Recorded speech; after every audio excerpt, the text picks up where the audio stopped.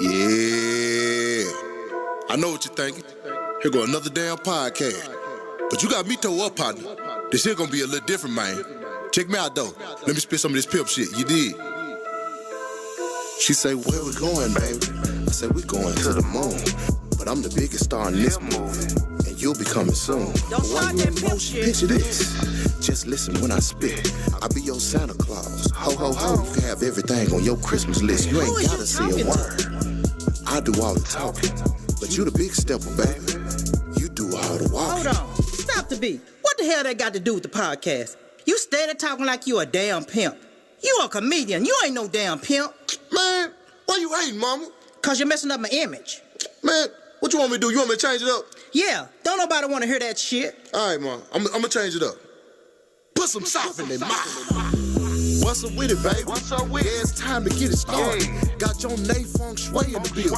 And you know Maaacus. You know Maaacus. Yeah, we both from the country, but we living in the city. Yeah, my mama might be a little old, but she still looking pretty. Come on you now. country folks in the city. You know what I'm talking about? And you know we stay clean. Fresh to death. If you see me on 5150, then it's two line. Non-rapping ass. Yeah, we use different words, Country but we grammar. saying the same thing. Stop in their mouth. Yeah, we independent now, Don't need nobody. but we still mainstream. Yo. Now there you go. That's better. Now start the damn show.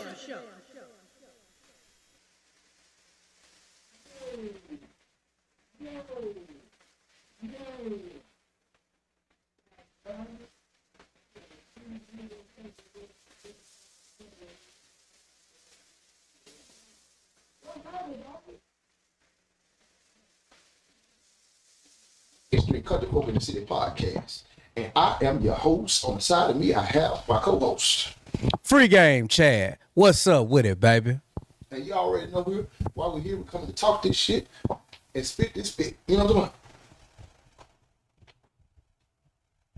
If you're in the lot, comment. Goddamn me. Say what you need to say. Share, like. Goddamn me. If you want to bless us, y'all already know. Send a cash app. You can send a super chat. Is your mic on, bro? Oh, shit. Goddamn. My bad. My mic went on. Could y'all hear me? Shit. My bad. Mainstream Country Folk in the City podcast. Episode 204, I believe. I think we're on 204.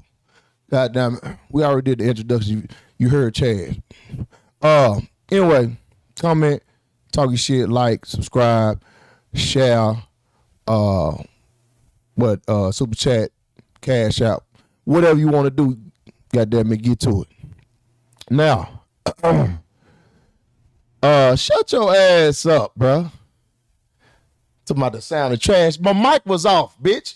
Shut up. Y'all always want to find. See, y'all didn't come over here with this, but shut up. Shut your ass up.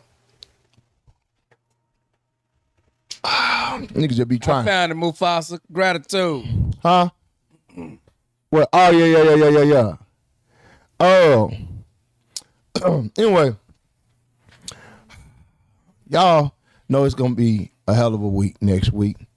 We're going to talk about it in a minute. First, we checking the temperature of the room. Chad, tell them about what your past week was like. Talk to us.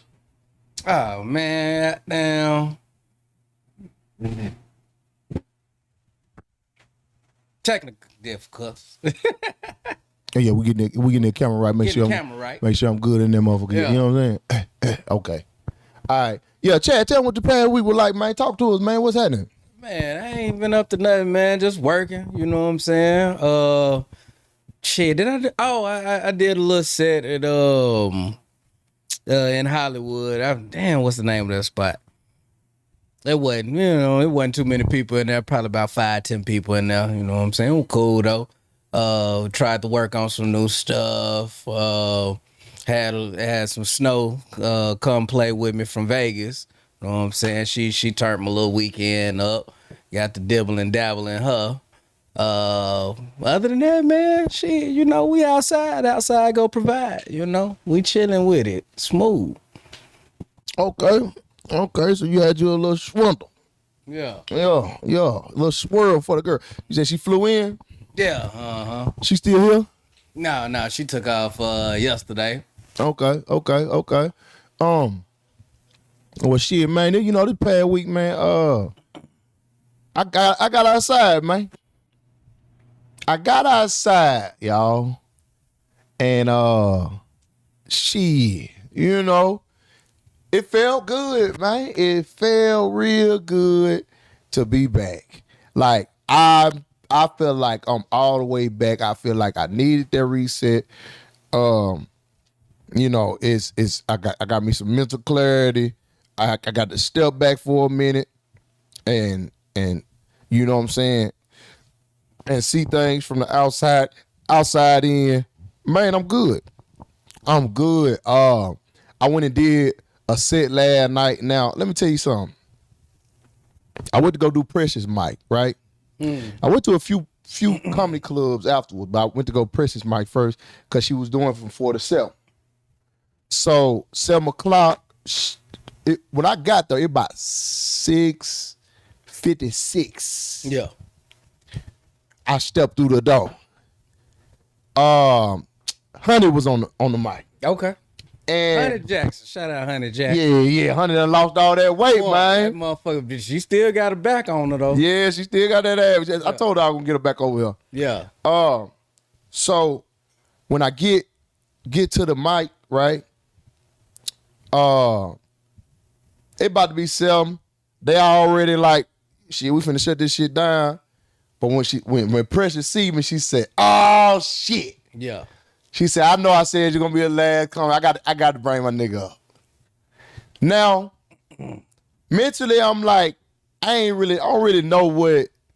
I ain't really got no set prepared, but I got like an outline in my head of what I'm gonna talk about. Mm-hmm. I go up, get on stage, and bruh, it's just coming to me. I'm like, I ain't been on stage in months, bro. Yeah. It's just coming to me. And I tell you, they laughing the whole time. Yeah. They like, man, this nigga stupid. Yeah. Now, there about 10 people in that motherfucker. You know what I'm saying? Most of them comics. You know, Right. but in the open mic, when you got comics in there, you really ain't coming to get no laughs. You really just coming just to get your shit off, cause Do it on the stage with a mic. Got that. Yeah, you just get a feel. For yeah, it. you work out. You know what I'm saying? Yeah, getting a feel for your bit, whatever. Nah, them niggas like, oh, this nigga funny, man. You I know what mean, I'm when you can make the comics like in, you're working with something. Man, listen, and I was just talking about out the country, man. I know y'all. I'm over here just like, man, I've been gone, man. I know y'all ain't seen me on the scene in a while. You know, I've been out the country. Yeah. That's how basically how I started. You know what I'm saying? Yeah. And I didn't start with that verbatim, but you know what I'm saying. Essentially, that was my words. And like when I got to digging into what I've been doing and shit, nigga was like, man, this nigga stupid, dog. Yeah. I'm like, nigga, god damn, because it was just like hidden. I say, ooh, Yeah. hold up now. Mm-hmm. Hold on, now I got the fire. And you kind of writing the bits on stage since you ain't got no outline. So you kind of writing it on stage. Well, I got the outline. You mean I ain't got the... I'm saying since you got an outline, you writing it. Right. You know Because it was just coming. Like, right. So, but I didn't record, but I remember some of the shit. You know what I'm saying? Mm-hmm. But I wish I would record it so I could have... Because I was just saying shit that was... Punchlines was coming to me. Right. You see what I'm saying? Like, it was like punchlines was boom. I was like, ooh, boom, damn, that was a good ass punchline. Right. It just was... I was sharp, nigga. And... Man... I feel like that was something I've been missing, bro. Mm-hmm. So I went to about 4 more comedy clubs. I was just out. Nigga, I said, fuck, I'm outside, nigga. Yeah, yesterday on Tuesday? Yes. Okay. Yes, with the 4 other clubs. And I think three people told me, no, 2 people yesterday that was like, hey, nigga, I gotta put we gotta put you on the show, man. Mark, you know they see you out. You know what I mean? They're like, Mark, when can you come do our show? When you come? So I got put on a couple shows. Also, I went to D-Ray's Monday night. Then I went to karaoke afterwards. Yeah. And I think they want me to do D-Ray's next Monday. Mm-hmm. They was like, man, we got the email. We're gonna send you the email or whatever. If you can do D-Ray's next Monday. So I'm gonna work it out. You know what I'm saying? I gotta make sure the bit worked out before I go to D-Ray's. But and nigga, plug your special, nigga. Oh yeah. Plug your special. Oh yeah, that's why it's gonna be perfect to go do D-Ray's. You know what I'm saying? Next Monday, cause I can be like, hey, you know what I'm saying? Well, after I tear their ass up, look, I got a special dropping tomorrow. Man, if y'all can follow me on, oh, absolutely. Don't do that. Okay, yeah. Because it's gonna be Monday, and I'm dropping on that Tuesday. So, so that's what I'm gonna do. Oh yeah, well, shit. We talk about it. We can talk about it now. So the special, y'all, is dropping Tuesday, March 31st.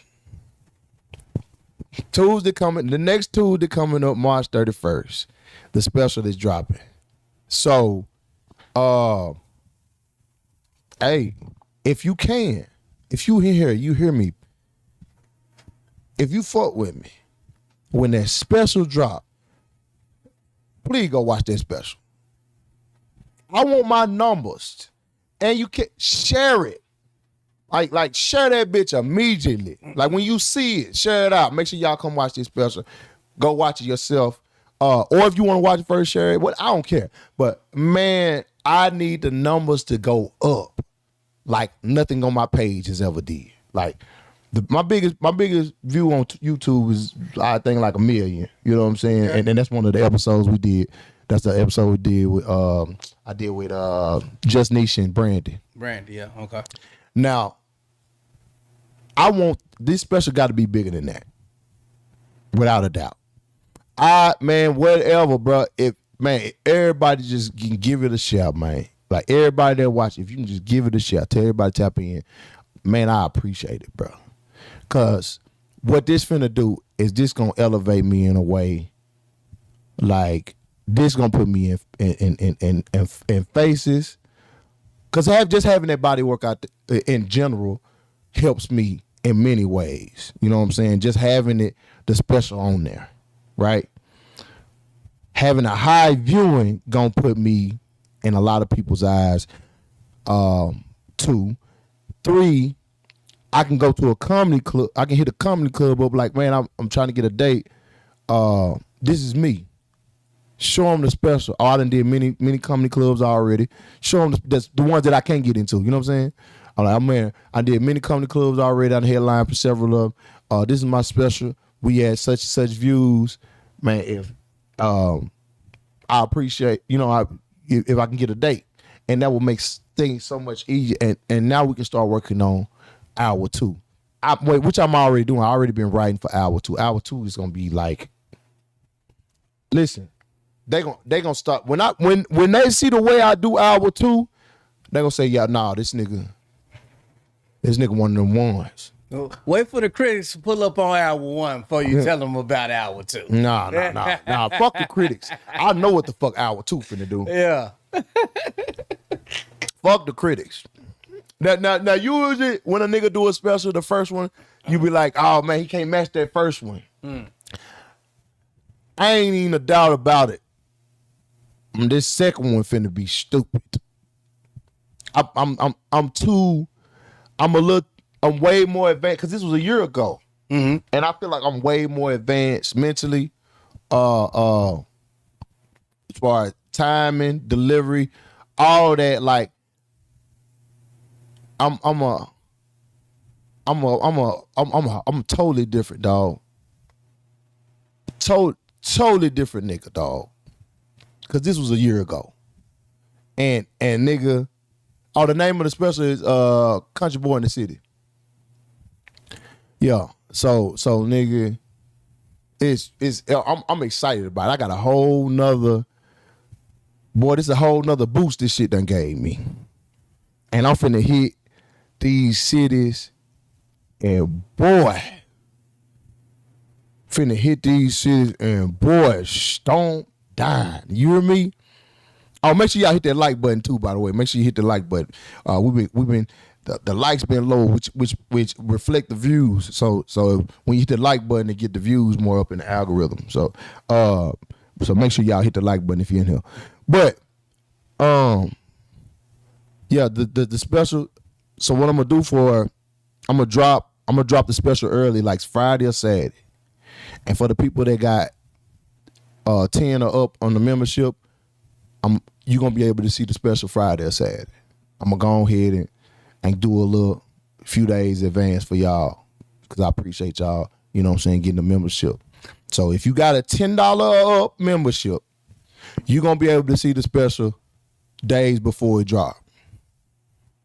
It's either gonna be Friday or Saturday. I just want to make sure, you know what I mean. It's gonna be either Friday or Saturday. So, you know, just so you know. Now, he said, "No, it's gonna be on here. I'm dropping it right here where you at. Mm-hmm. You ain't got to go outside, go on no other streaming platform. Nothing. I'm dropping it right here where you at. How close are you to Palmdale? It ain't too far. But yeah, so yeah, if you can, man, tell your people to support it. If you can support it, however, I'm gonna do everything I can to campaign it to make sure it's hit. You know what I'm saying? I'm gonna campaign for that bitch hard. I'm going on a couple podcasts. And we're gonna do everything we can, man. We'll do everything we can to get this one out and shit, get this tour back popping, get this next hour rolling. We finna get in motion. We finna get in motion like never before. Yeah. So y'all lock in with me. Let's get it. I'm ready. Let's go, baby. I'm ready. Let's go, all right, baby. Now, let's get to the bullshit. Nitty gritty. The nitty gritty. Y'all know they get the bullshit through the week. We got to talk about this shit, man. All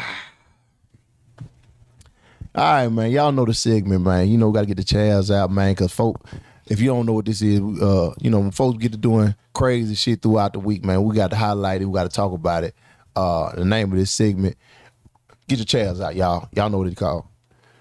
Sit your country ass down, man. Sit your country ass down, man. Now, I don't know if y'all been paying attention, but Druski is at it again. That goddamn Druski is a mother. You know, even though he's not a stand-up comedian, I give credit what creators do. Absolutely. The nigga's very entertaining. For sure. It's a very entertaining nigga, dog. That nigga, he got a team for sure.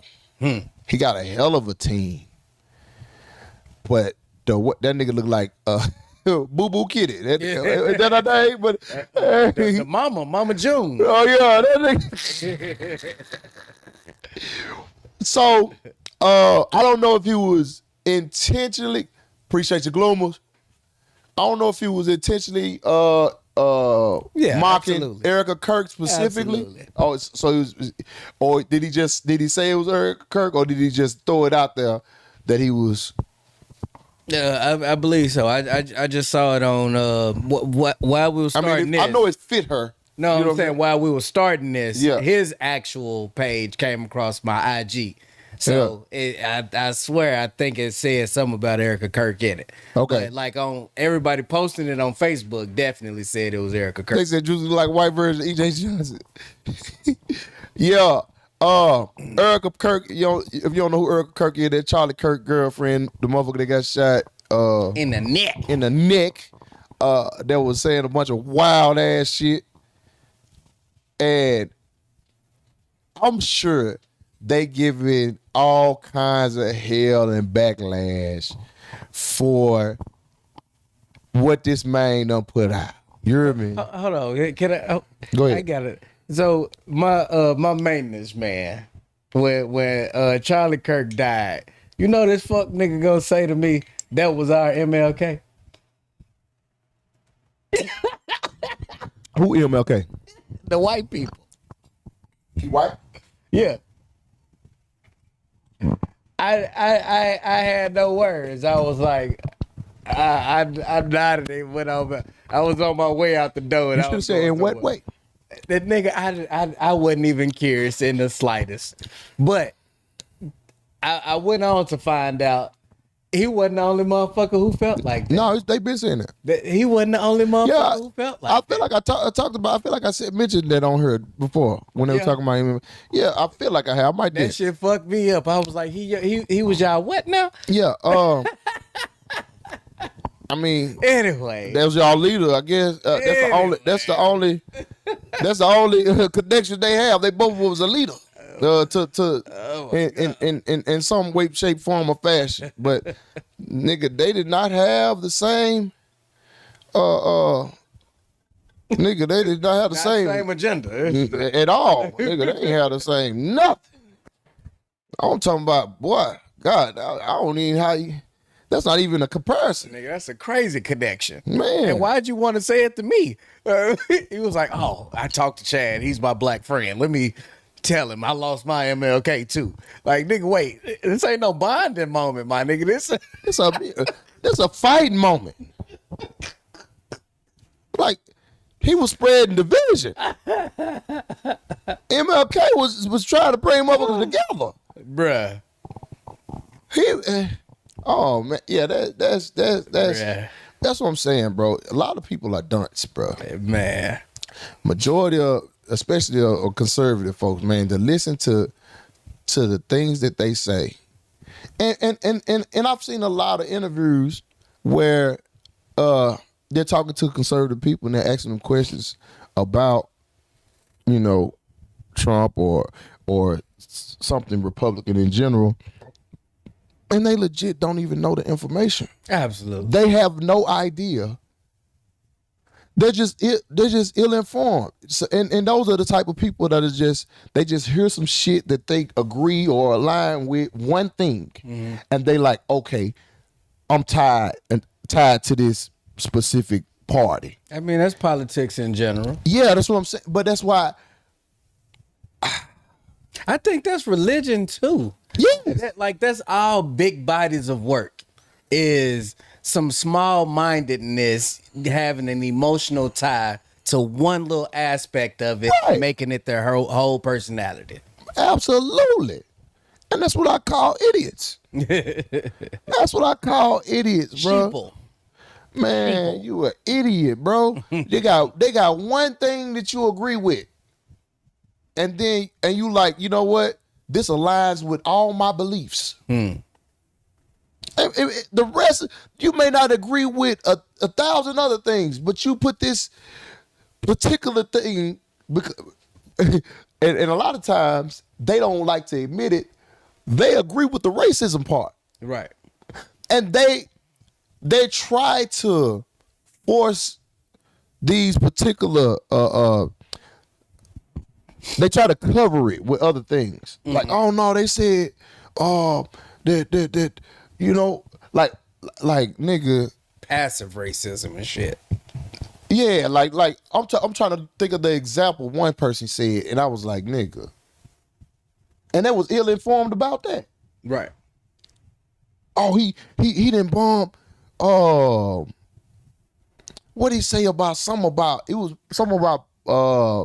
bombing something, and they was like, oh, that was another president that did that. Right. And they was like, oh, and I'm like, that's all you had? That's what sold you? Yes. And because that was your only reason. You had one reason. You didn't come back with like, well, he also. I'm like, damn, you had one. They had one. That was their whole platform. That's just their foundation. And you still refuse to accept that you wrong in this situation. Right. You still like, well, I still agree with it. What? I still feel like he's my. You agree? You like his personality because that's the type of personality you align with. That's it. It ain't even about you know you have a racist, you racist in general. Right. And you feel like he's a closet racist like me. However, he gets to speak, and because a lot of people are just underlying racists. A majority of them are like underlying racists. So when they start agreeing with people that like it's I'm trying to think of it's some more examples. Not just Trump, but it's a few other motherfuckers. I'm trying. Kirk, one of them. Yeah. Charlie Kirk. We know some other motherfuckers, but I can't think of them right now. There's public figures. There's public figures, but they don't. They're not. They don't say no directly racist shit, but it's underlined. Charlie was overt with it. Okay. Charlie would be like, "Oh, black men do all the raping and killing." Like, right. But they will say. But here's the thing. They'll even say that's not racist. They'll say, well, it's just truth. It's just honesty. These are statistics. It's not even statistics. It's not statistical at all. Right, because they don't even choose to look it up. So this is one of the things that happened to me. I was looking for an opening joke when I was in Minnesota. This was right after Trump got elected. And I was looking for an opening joke. And I was like, well, how did this state vote? You know what I'm saying? Because I ain't really smart with politics, but I can put a joke together, you know, especially an opening joke. Right. And so, nigga, I'm looking at the way the state voted, and basically 3 counties was blue. The rest of that motherfucker was red as hell. But it was the 3 biggest counties in the state. Yeah. So, like, they basically voted for Kamala, but it was like, your whole state wanted Trump, though. Like, everybody outside. Wait, Kamala won Minnesota. Hold on, she won electoral votes in Minnesota. Yeah, like the whole. But map, the whole map was red, but where all of the people at was blue. You get what I'm saying? So Minneapolis and St. Paul voted for Kamala. Some little piece of shit up northwest, and then like the shit that's like northeast voted for Kamala, which is where most of the people at. Okay. But all of the country towns, the rest of the map was red. That motherfucker had 3 blue dots on it. I was like, huh. y'all have some country cousins that's mad at y'all like a motherfucker because y'all didn't vote with him. They cut a lot of Charlie clips out of context, though. He was sarcastic for a lot of the things he said. Well, he should have started painting himself in a different light and taking their ability away to clip some racist shit. Nah, I'm not even accepting that at all, bro. You have the responsibility as a especially if you in some form of leadership, bro. Even the things that he supposedly said that people looked at as in a positive light, it still was shade towards niggas. Right. If you genuinely, right, if you genuinely was for black people or the minority, you wouldn't even play like that. You wouldn't play around joking with stereotypes and shit like that, you know, unless you comedy different, you know what I'm saying? We talking about comedy. But you wouldn't even play around like that if your whole identity or your whole purpose or mission is to unify. Right. You're not finna talk about, bring up stereotypes of the other race that you've been like marginalizing or some shit. Yeah, you've been marginalizing. Your people been marginalized. You don't shit on them. You don't shit on those people in any way, shape, form, or fashion. Right. You know what I'm saying? Well, his whole shtick was, I'm going to go to colleges and debate people that are not as informed as I am. And anytime I throw numbers out, I can be an intellectual bully because I know I've been reading on this subject more than you. So when I throw out facts, I can skew them the way that I want my argument to go. Right. And that was his whole shtick. That's how he blew up, because he made 17-year-olds, 18-year-old, 19-year-old, 20-year-olds sound dumb. Right. Because he know they because they ain't formed. Yes. and the thing is, he would speak in context of in ways that people are who ill informed ain't able to debate. Like he would tell you numbers, but those numbers don't reflect the reality though. Right. You know what I'm saying? Like he would skew the words to where it makes sense. Like for instance, right? Say we talking about something specific, and I'm trying to give you something in general. To what per capita matters. Right. You know what I'm saying? Yeah, yeah. Like he'll tell you this, like, well, black people did this and they majority of this, but then per capita is y'all. Absolutely. You know what I'm saying? Yeah. So he will. You conveniently leave out those parts. Right, exactly.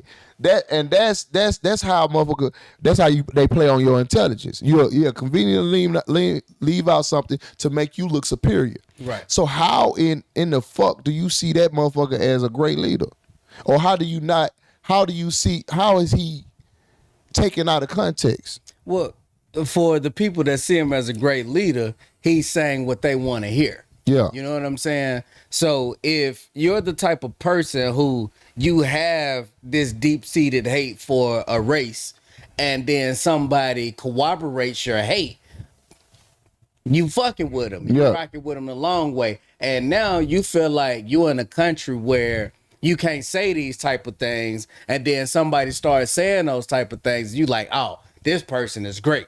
This person is my leader. I'm willing to follow this person because he's outspoken, even though he's lying. And you probably know he's lying unless you one of them backwater motherfuckers who don't read at all. And see, the thing, he's creating propaganda statements. Yeah.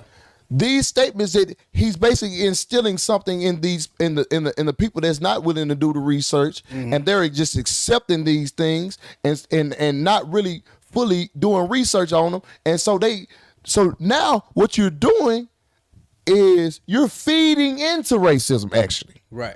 Because in actuality, anytime that white people, black people, anything, really any race starts throwing out things that demonize black people, you're playing into racism. Mm-hmm. When you start throwing a black on black crime, when you start throwing in the state of black people as a whole, how we poor, how we don't have ownership or anything, you feed into racism because he was talking about black on black crime when a white man killed him. Right. Tell me that ain't poetic justice. Right. That's poetry. But here's the thing. This is my thing. Anytime you start highlighting these things about black people and how you feed into racism, because at the end of the day, you're leaving out details with all of these topics. Yeah. All of these things derive from something. Right. Everything and every negative stereotype that we've accumulated throughout the years have stemmed from history, things that we've been through and endured in the past. And when you throw out these particular things, you're ignoring everything that happened to create this. Absolutely. And that's bullshit. And you don't even have to ignore where the stereotype come from if you're going to directly be misleading with the numbers, be misleading with the facts. Yeah. You know what I'm saying? You don't even have any intention of educating the people. You're only perpetuating hate. Right. That is your only goal, and that's why you're telling the story the way you're telling it. Like my boy Finesse 2 times say, the worst type of motherfucker is the type of person who will tell the truth and throw lies in it. Right. Bruh, you can't bring up the fact that black men make up what they say, 80% of the jail, of prison, and leave out the fact that black people are being targeted every day. Yeah. Because ain't no way in the fuck motherfuckers 13% excuse me, 13 to 15% of the population, and they're 80 to 90% of anything. Of anything. Of anything. Unless they're specifically being targeted. There's no fucking possible way unless they're innately evil. Yeah. And what you trying to say? You trying to say we are innately evil? We born evil? We born doing? I still don't think those numbers would make sense though. If we are 13% of the population, for us to be 80% of the prison population, the numbers just ain't there. If we were 100% evil, we still if the that's like saying white people don't commit crime, bruh. If the justice system was anything like fair, and we know fair don't exist, we are adults, but if the justice system was anything like fair or reasonable, 100% of us doing the worst that we can do, we still wouldn't be 80% of the prison population if the justice system was anything near fair. Right. The numbers just the numbers ain't there. I can see that. I see why you see what I'm trying to say. It's probably a more educated way to say what I'm trying to say. Because essentially ain't there. Because essentially saying that crime is very low amongst other the police ain't got shit to do until they find black people. Right.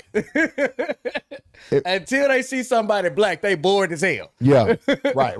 They lights don't work unless they see black. No, you ain't. Your crime ain't bad enough for this nigga. I know his crime gonna be way worse. Like it's just ridiculous, bro. And they love to bring that up, but you conveniently leave out the fact that we're being targeted. You conveniently leave out the fact that they put drugs in our community that was already poor, already needing no.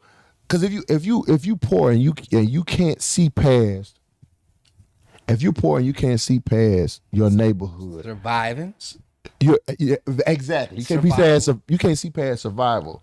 You're gonna try to find a way to escape, even if it's just temporary. Yeah. So those particular things may be vices.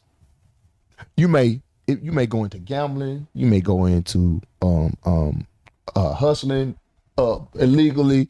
You may go into drugs. Something that's going to make your life feel like it has meaning. Mm-hmm. Some type of vice. Yeah. But see that still is jumping the gun, because you have to remember what it's like coming out of slavery when they created trespassing. Mm-hmm. If you were freed and then you were arrested for not having a job. Right. It was a trap. You know what they I'm said saying? it. I mean, they basically said a trap for you. Before we start investing in crime, y'all created crime for us to be the only ones eligible for. Mm-hmm. Because trespassing wasn't eligible for nobody else but us. It was like y'all invented a new crime and was like, bam, okay, well, if we're going to get contracts for the prison population to work for us for pennies on the dollar, well, now we have slavery all over again. Yeah. So before we even get the opportunity to become criminals, existing became criminal. Yeah. And that was immediately after slavery. That was our next step. Right. Y'all quote unquote freed a nigga and then made it illegal to be a nigga. Right.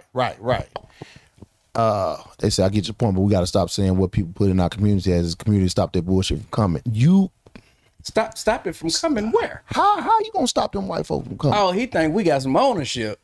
What you gonna stop them? You think you gonna be able to stop them? My goodness. He said we got ownership. That's what I'm saying. Y'all niggas be so good. We don't even own the corner stores in our neighborhood. Stop thinking. We gotta stop thinking as if people are individuals as ourselves. You got to understand that there are people that come out the womb with no chance in hell. They're just born with no chance in hell, bro. They have all they can focus on is survival. Right. Advancing in any way is not even an option because from the get-go, they didn't have a chance. From the beginning, they never had a chance. And even if they seen some light. Zeph said it's not 80%, bruh. What's not quite 80%? Probably us in the prison population. So what you want to say? 60% makes sense. What's fair to you? What number do you want? I mean, regardless of what that number is, it's still a ridiculous number that don't make sense. So that, I mean, if you want to just go back and forth about what specific percentage they said, I mean, that's pointless. But it's a high percentage. Okay, let's say that. Yeah, freed slaves immediately arrested them for loitering. Somebody ain't got nowhere to stay. Somebody ain't got nowhere to stay. That's like somebody putting you out the house and then taking you to jail for being on the street. For sure. That's exactly what it is. So, motherfucker trap, you got to understand, all these things derived from because we talk about how oh, you have a chance because you ain't in these times, specific times no more. Well, they kept putting you in a trap even after that. We still never got that specific time to recover and come up. We're still in a traumatic time right now. And I'm pretty sure all of us are for reparations. Look at this here. That's bullshit. We, as black people in this nation, we come from worse shit, and here we are, trendsetters. We control our own destiny. Oh, I don't. That's ignorant, bro. That's still the TV went out.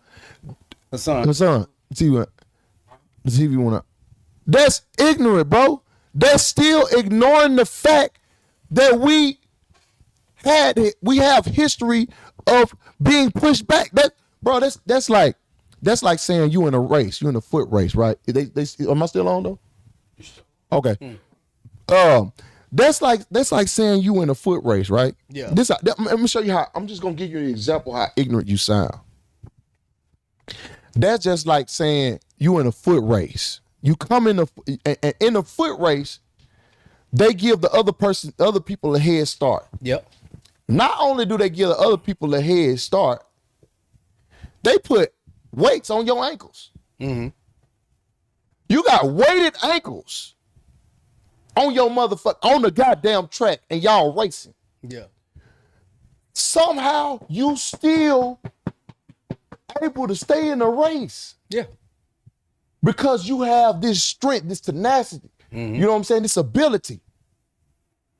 And motherfuckers like, you tripping, bro. Why are you complaining like you ain't got it like everybody else? You still in the race. Yeah. Well, motherfucker, I still got a disadvantage. Right. Why are you ignoring the disadvantage? And we don't never fully get ahead for a motherfucker to even play with us. Like, oh shit, that's the shit Lil Wayne said. I'm a millionaire. Racism ain't real. Like, nigga, what? But this came the best of us win the race.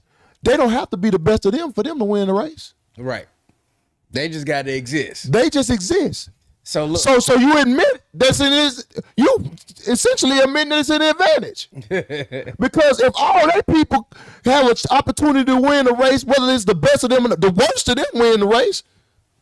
So if the worst of them can win the race and it takes the best of us to then we're at a disadvantage. But look, so they trace Paris Hilton family lineage back, right? Her family owned Lizzo's family. They were able to trace this back to, I think, like Alabama or some, like to the what do you call them? To the plantations. You know what I'm saying? And so Paris Hilton, great grandma, married into the family that owned Lizzo's family. And we know where the Hiltons at. You know what I'm saying? It's niggas in here who got Hilton honors right now. Yeah. You know what I'm saying? You said they married into Paris Hilton family married into the slave owners of Lizzo. Okay. Her Lizzo? Yeah, the rapper.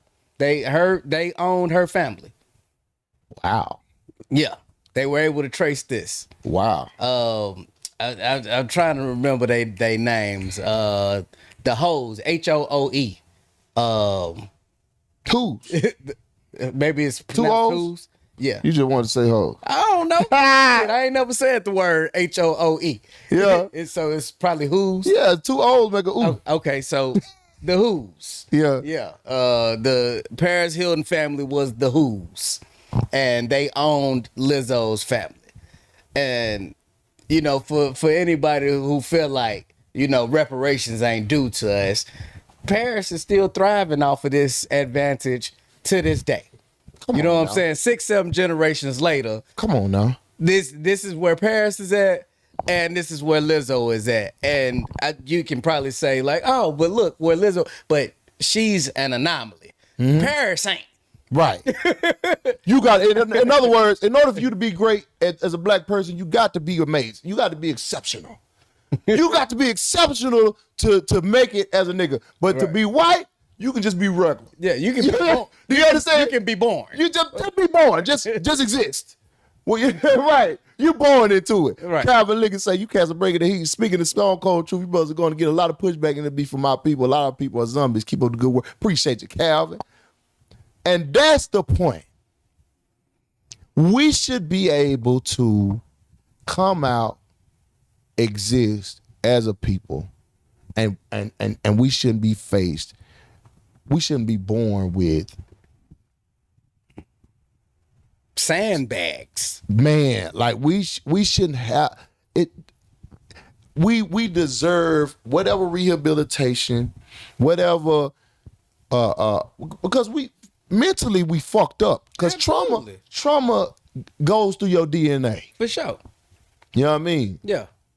And if I'm not mistaken, it's tied to illnesses, generational illness as well, because that trauma causes sickness and is passed down into your children. So you like, oh, we got this generational illness, and it is not just because also food as well can be bad eating as well, but a lot of times is nigga, you don't even know, nigga, the things that your grandfather went through affect you internally. Yeah.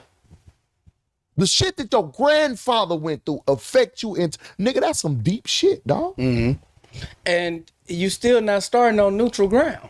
Right. If you weren't affected by your generational trauma, you still ain't starting on neutral ground. They gonna fuck you up soon as you come out. Man. They on your neck too. It's not like you coming here with a clean slate. Right. They still barking your ass down. Hey, Noodle Man, and that's the one right there. That's the one right there. Motherfucking mental illness. Motherfucker be talking about mental illness. A lot of black folks are mentally ill because they ancestors was beaten like that. They done beat the boy. I'm talking about. They done beat them so bad that that trauma done turned into mental illness on down the line. Mm-hmm. Because they mentality is fucked up, and nigga, that go through that nut. Your nut, you think that ain't gonna go through the nut? It's going through your body. Your nut mentally ill. You know, shoot out this goddamn toxic ass nut. Fuck you talking about? Motherfucker come out disabled. He's motherfucker's not traumatized. That nut come out. He already beat. You done beat the nut. You done beat the nut. You done beat the nut out the nigga. how we finna tie this back to Erika Kirk? Wait. Shit. You done bust the nut. You done. Hold on. Oh my God. How do we tie this back to Erika? Oh no, man. Hey. Oh my God. Listen, man. You fucking some bitches, man. Y'all deserve everything. If we make fun of, we white face, whatever, bro. Because that's what the shit they be trying to say. Yeah. They want to make up reasons and excuses to they bullshit, they racism, because we doing some shit. Really, we do shit out of light. We don't even do shit out of malice like that. Yeah. They do shit out of malice. They specifically do this because they have hateful intentions. Absolutely. When they do blackface, right? They have very hateful intentions when they do blackface. They do pick the worst of the worst out. We do shit in light. So they try to compare that shit, and it's really not history. It's really not. It's really not a history attached to us doing it. So when they did blackface, it was always an uneducated black man that couldn't speak well, who was a villain and from all sense of the word.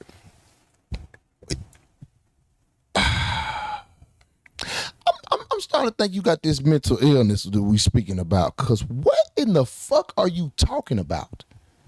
Now I know why Craig looked at you funny. You believe you deserve something. You got to put the work in as you doing. Unfortunately, some got it harder than others. Are you disabled mentally? What the fuck? When did I believe I deserved something that I didn't work for? I don't work for every goddamn thing that I done did. What are you talking about? What? Yeah, man, you know what? I'm not even just, nothing you say will ever be acknowledged again. Because I don't think you have the mental capacity to even hold a conversation and follow along with it. Like, you just say shit that don't even align and make sense. I'm going to time their ass out. I don't even want to talk to them no more. They just talk, Chad. Go ahead, my bad. Oh, so when they depicted us in blackface, they chose somebody that by all rights of the word would be a villain. They was uneducated, they were criminals, they was dangerous, blah, blah, blah. This man did whiteface of a white woman. He showed her doing Pilates. He showed her ordering at Starbucks. Facts. He's making fun of somebody in a privileged predicament. Right. You see what I'm saying? Absolutely. Y'all blackface never. Y'all never put on blackface and show a nigga from what was our college? Timbuktu. That was our first black college. Was it Timbuktu? Hassan, was that the first black college in Timbuktu? Am I saying it right? Timbuktu. I didn't even know that. You just taught me something. Yeah, they don't never depict a nigga from Timbuktu College. Cause nigga, every time nigga says Timbuktu, you always think a nigga talking about somewhere far away. Yeah, it is. It's in Africa. Oh. Yeah, they have the first big library with all. Yeah. That's why they say Timbuktu. Yeah. New man, fuck you. Till I put a hat on. Okay. Yeah, that's why we use that expression. Yeah, cause it's a difference between mockery and making light of something, or disrespect and making light of something. Right. You know what I'm saying? Like, when y'all imitate black people, you disrespectful. When we imitate y'all ass, it's just like white girl. What it called? The movie? Yeah, it's called White Girls. Is that what it's called? White Girls. Yep. White girls. They're just making fun of rich white girls. You know what I'm saying? Privileged white girls. Yeah. You know what I'm saying? It wasn't even nothing crazy. I don't remember the movie because I didn't really watch it like that. But like, it didn't have no crazy ass. Like, you ain't imitate them as What's a negative stereotype for a white woman, like a crazy nigga They stereotype? didn't do whiteface and be meth heads. Right. They didn't do whiteface and kill people. Right. Well, you shoot up a school or something like that. Like they didn't. Yeah. I mean, we don't do whiteface and go shoot up a school and do all this shit. Even though we'll be in our right to do that because we just getting back what the fuck they done did. Yeah. You really can't tell us now on nothing. Bruh. Cause you done already did your shit. So if we do it back, you telling me we can't get our lick back? Why we can't get our lick back? You done stole on me. No, you can't punch him back now. That ain't right now. No, fuck that. This motherfucker did all the fuck, man. I don't give a I don't care if black folk do it in a fucked up way or whatever they do it. We earned that. And if we do it, we still gonna be putting them in a higher light. If we do a serial killer and whiteface, okay, it's not gonna be a nigga from the trailer park. It's finna be a nigga with a middle what they call it, middle income. Am I saying it right? Middle income. Middle America. What's that shit called? No. Middle class. Middle class. It's gonna be a middle class white man with a basement, a garage, a family, a car. If we do whiteface and we do a serial killer, it's gonna be a well-to-do white man. He's still not gonna be downtrodden. He's still not gonna be lower of intelligence as seen by the people. They glorified the one who made a cult, the white dude, the serial killer who made the cult. Shit. There's been so many of them. But they glorified. Yeah, motherfucker was dressing up as for Halloween and everything. Bro, they were sending them love letters to prison. You see what I'm saying? So if we do the worst of them, it still don't compare to us. It still don't compare to the way y'all try to make fun of us. This was still a white man who could have did anything he wanted. Yeah, cause you not, when you make fun of black people, the struggle is a struggle involved. Right. So that's more shame. I mean, don't give me, Dahmer, that's what it was. Dahmer, yeah. The actions are fucked up. Was that Dahmer? Jeffrey Dahmer. That was Manson, the one that they kept calling handsome and shit. Oh, I thought you were talking about the movie. I thought you were talking about the series. Manson who had the cold and they were sending them love letters to prison and shit. Right, I think that was Manson.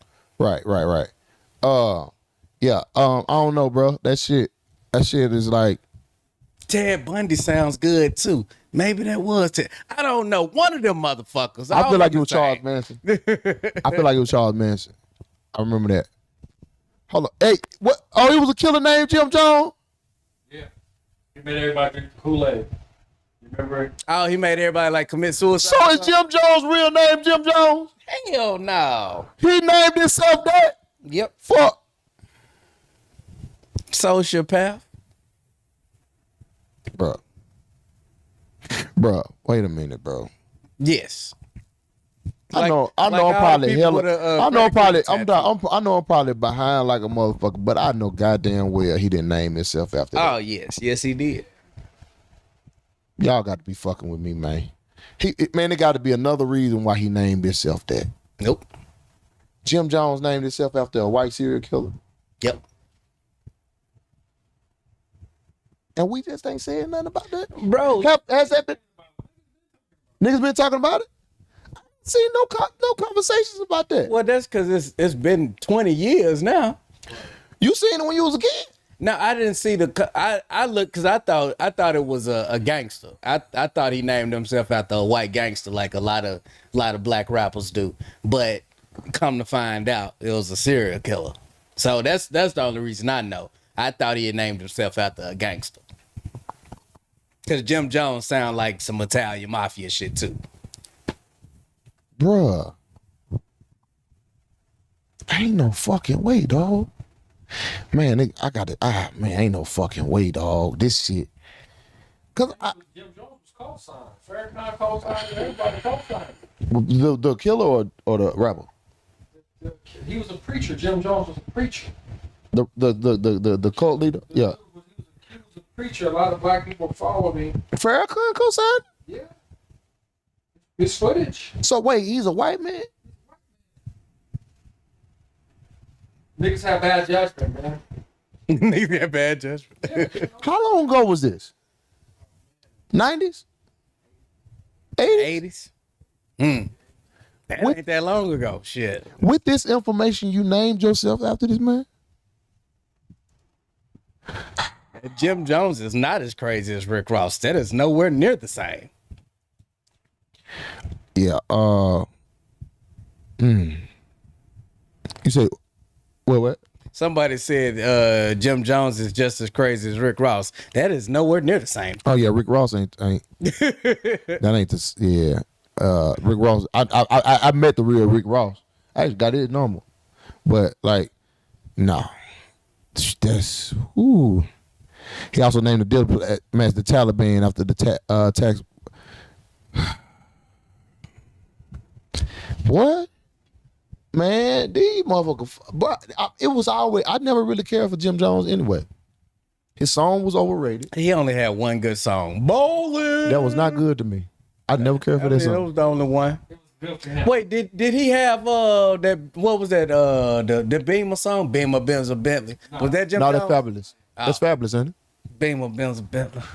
Bro, but it's like, It was the Lost Boys. who? Oh.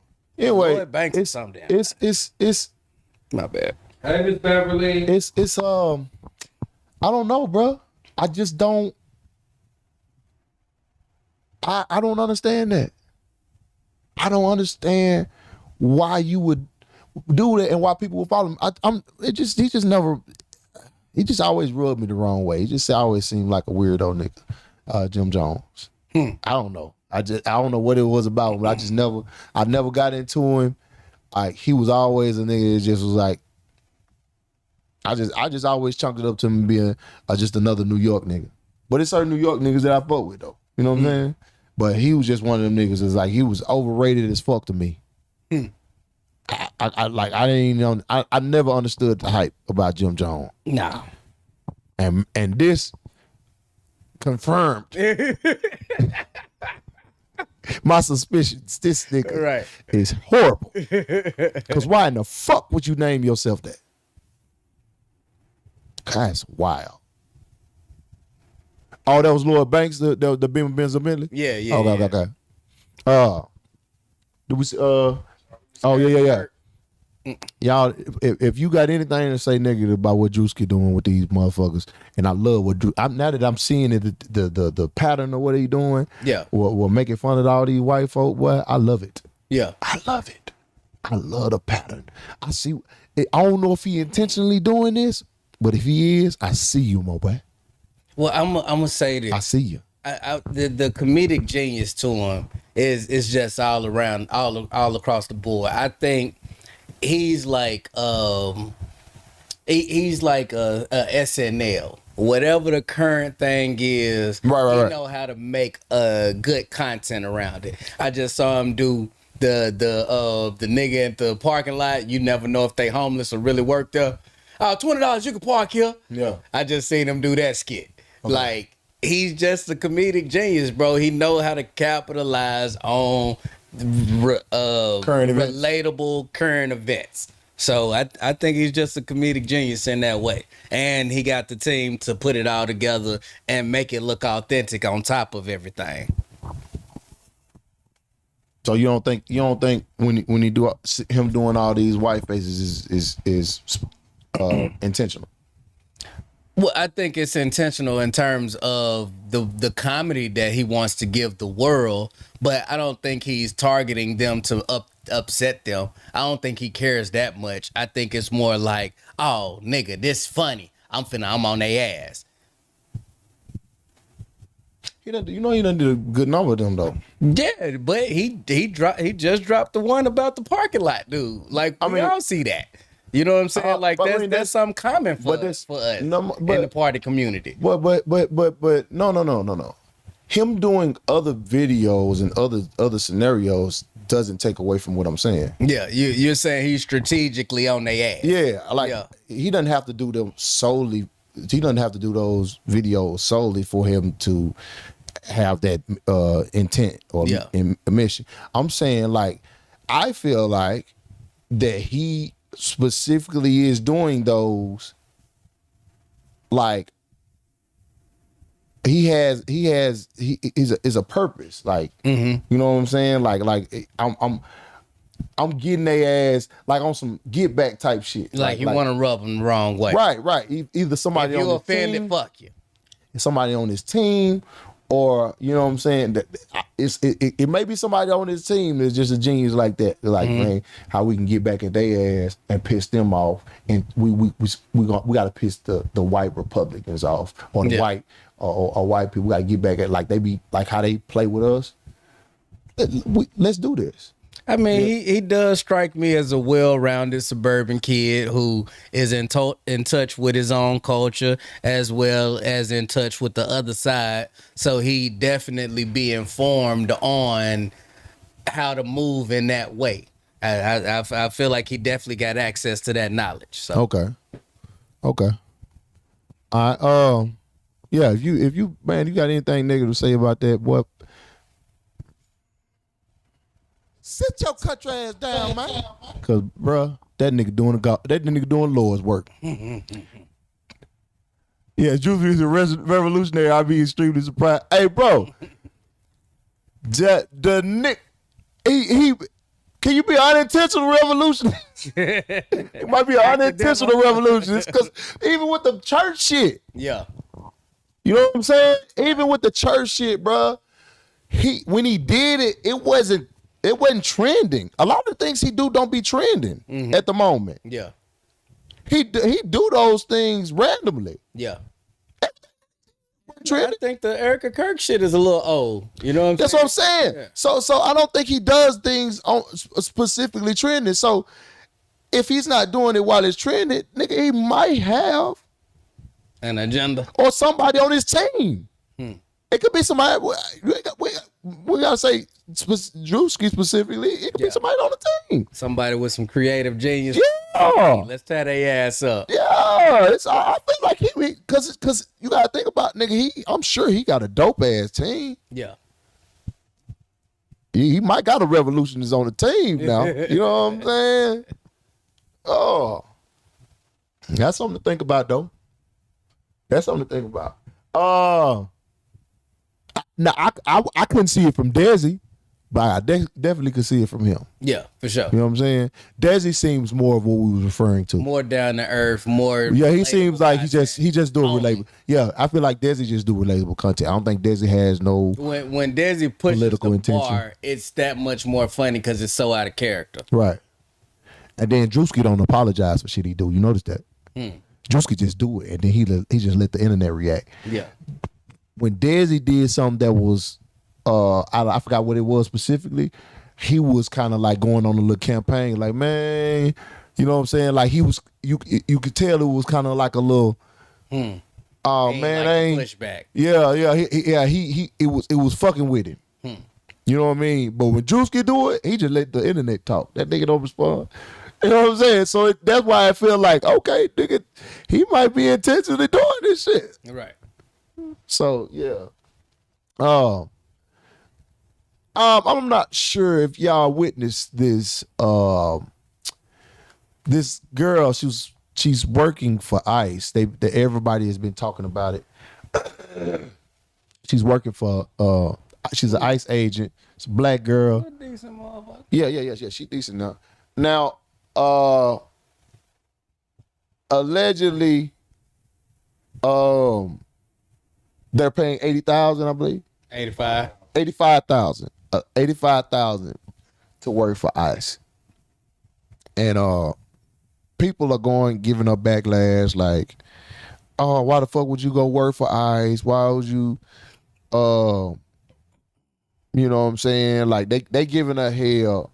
And now we seeing is more black people working for ICE, Latinos and other things that, like, they basically highlighting all them, right? Do you want to say anything first, or?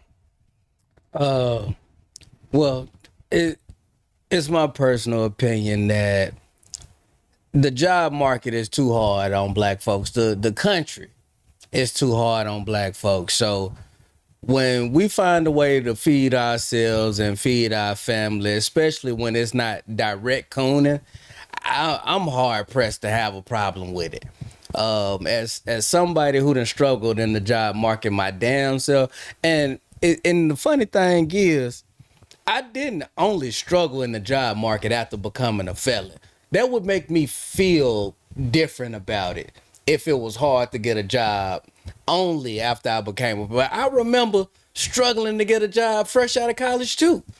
I remember struggling to get a job before college, and nigga, it was I never, to this day, I've never gotten a job if I didn't know somebody. I know somebody, they would talk to higher ups, they give me the interview, and I get in there. So when black people figure out how to take care of their family, I don't really, I'm hard pressed to have a motherfucking problem with it, cause I know what we go through. I've been on mainstream since, I did the Uber shit a couple years ago. Nigga, that whole year, nigga, I no exaggerations, I had to do 300-400 plus applications. No exaggerations. So it's hard out here on a nigga to get a gig, especially one that ain't got you working for pennies. You know what I'm saying? So I'm hard pressed to have a problem with black people getting their coins. So this a fence argument right here. It's very slippery slope. Because unintentionally we feed into our own demise and our own setbacks. Because y'all know me, I don't agree with any position that black folks have put themselves in of oppression, right? Police will feed into the oppression, directly feed into the oppression, I should say. Police, military, corrections officer, Ice Age, all that shit, bruh.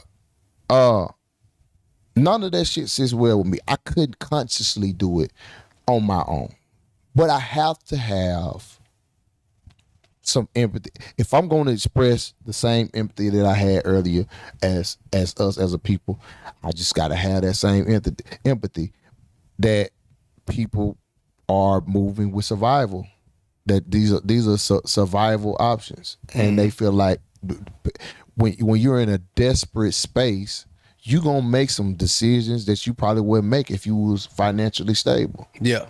So seeing that we've been placed in some desperate situations, bruh, we gonna do some questionable shit. And I'm gonna tell you why. Cause some people like, nigga, it ain't that deep. Okay, it ain't that deep, right? All right. I've heard many people say this. I've even heard family say this. And they was in overseas in different wars. They were in places that there were darker skinned people, right? Mm-hmm. They were patrolling or they were fighting against or whatever. And those particular people would tell them, black man, this is not your war. Mm-hmm. They empathize with black people. Yeah. They was like, you fight. They basically tell them like, you're not fighting your enemy. Yeah. We understand your plight. We understand what you're going through, but we are not your enemy. Right. But you over here attacking and destroying us for a motherfucker that's been oppressing you for years. Yeah. Or centuries, really. Mm-hmm. So knowing that, consciously knowing that, bruh, exactly. That's why I feel all money not good money. I don't. We have to be conscious of the things we do. Mm-hmm. If we want to get ourselves out of this oppressive state, bruh. If you don't have no real if you doing it just out of survival, or just I swear I'm the not money, exaggerating. just for some money. Now, if you guys, if you finna do some crazy shit like motherfucker talking about Chris Donner, I mean, did he intentionally come in with that? Who? Chris Donner. When he was tearing motherfuckers' ass up, and he was a police officer tearing motherfuckers' ass up. But I don't know if he came into force intentionally to do that, or it was just because something happened, and then he was like, he reacted that way. I can't remember the story verbatim. Like he was killing folks or something? Yeah. Okay. He was knocking like their black ass. people or what? Huh? You mean black police people? officers? Oh, He okay. black. Gotcha. Okay. Yeah. He was a black officer and started killing white officers. Yeah, I believe he was just white officers, right? I don't think it was. Okay. Yeah. But it's like, bruh, we feed into a lot of this shit. That's because we would go to war just like in the early 60s, whatever. We would go to war, and they would say, you fighting for people that won't fight. They would even tell them overseas, you fight for people that won't even fight for you at home. Mm-hmm. You go back to a fucked up state, they doing you bad. Mm-hmm. When you get back to the country, they still don't treat you like a human being. Okay. Why are you fighting they fight? So realistically, how many industries do you think that we could work in that didn't directly oppress us in some form or fashion? When I say directly oppress us, you're like, for instance, the army. You're fighting for this nation, which is feeding to the greed or whatever. You're helping the bully. So you saying it needs to be an industry where the agenda is beyond your level of comprehension or your ability to ascertain real information about, because there's going to be very little we can do. Listen. Law enforcement jobs is what I'm specifically speaking about. These are the only things that I've spoken about. Okay. These are the things that are directly oppressing us. If you're a CEO in jail, that that's one of the main things that's directly immigration should be outside of that purview. Then what? Immigration. Well, that's directly oppressing minorities.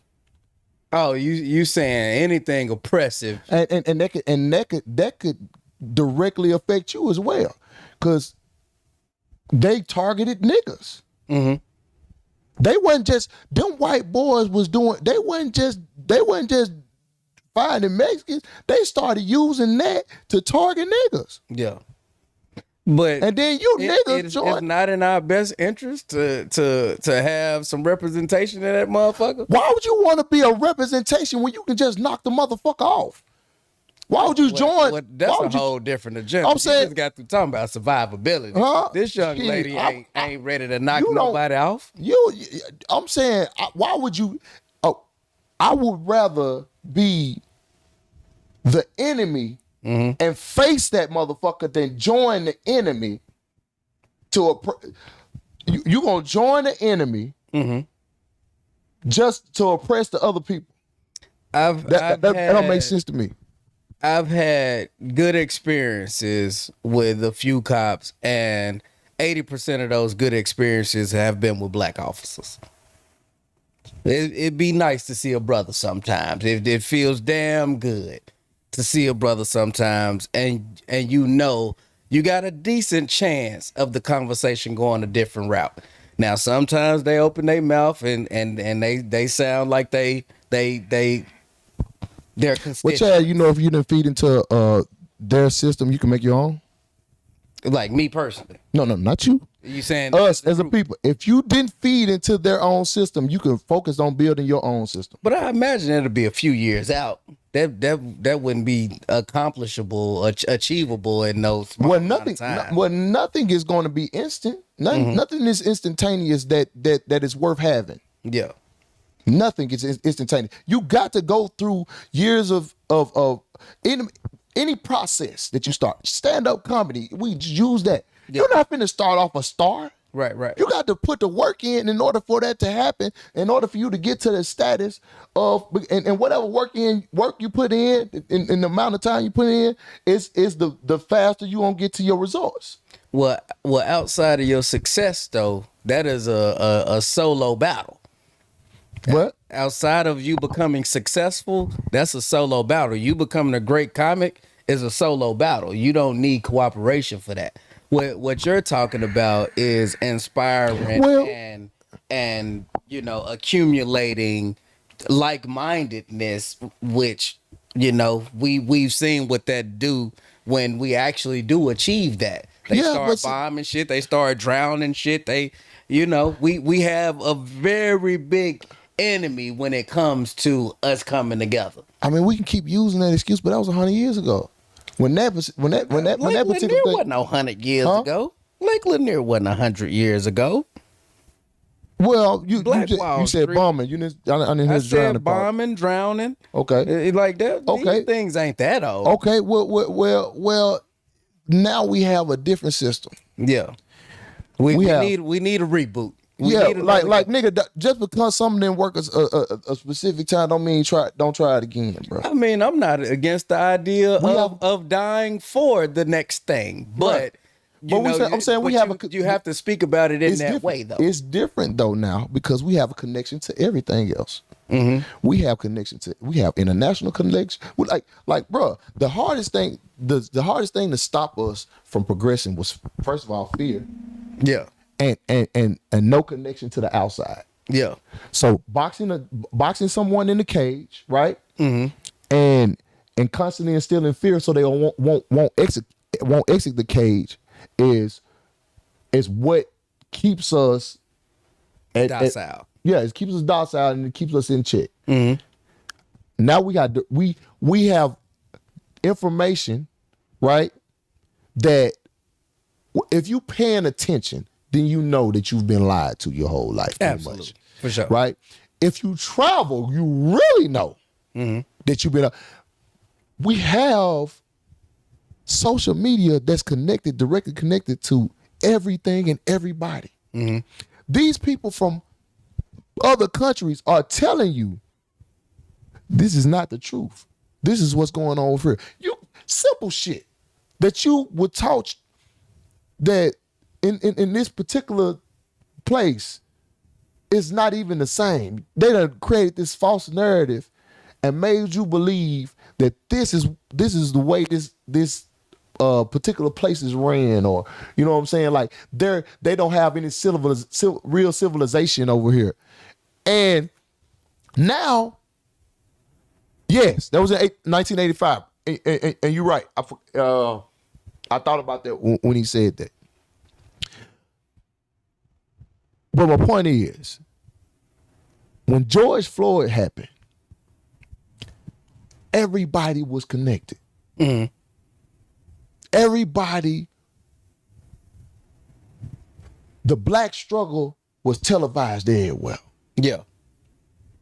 The issues with black people were televised. That at that particular time was a time to capitalize. And we dropped the ball. Keep going. Keep running. We dropped the ball. Yeah. Because all eyes was on us at that time. Mm-hmm. You have, our influence is the biggest influence ever in any culture in history. Yeah. We have the biggest influence globally. Do you not understand the power that we have as black Americans, nigga? I'm talking about, I ain't talking about every facet of black people. I'm talking about black Americans. Black culture influences this whole globe. We got the biggest influence ever. For sure. Nigga, you think we can't take that and do something with it? Yes, absolutely. We don't have to go through no long ass drawn out process, bro. It's all we have to do is figure out how to get in alignment together. Mm-hmm. And the people gonna follow it. They already follow us and we divided. Mm-hmm. It's like the power of Black Twitter type shit. Man, You know, just little simple shit like that is perfect examples of our power. for us to be so fucked up and for us to be the bottom of the barrel, everybody follow what the fuck we trendsetters. Yeah. So if we fucking trendsetters, why the fuck we don't set the right trends? Yeah. They following us because we dope. They following us because we cool. They following us because nigga, we are nigga, everything we do. I say resilient. That's what we shock the world with. Yeah. Other Black people in other countries, that's the thing that they know us for, is our resiliency. Man. It's So this is what I'm sure we don't have an answer for it, but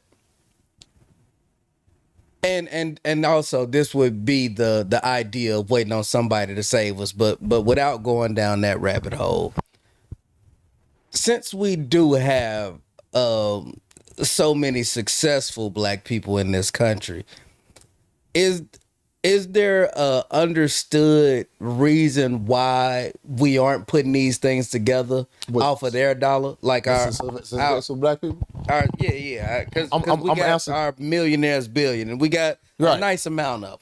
Well, I'm gonna answer that in a second. Hold on. The way I like this right here, Self Chili said the way we get out of the fuckery here is to get allies from other countries, and I believe that wholeheartedly, Self. But I'm gonna tell you one thing. That's stopping us. It's because we believe everything America say. Iran don't even want it against us, Black Americans.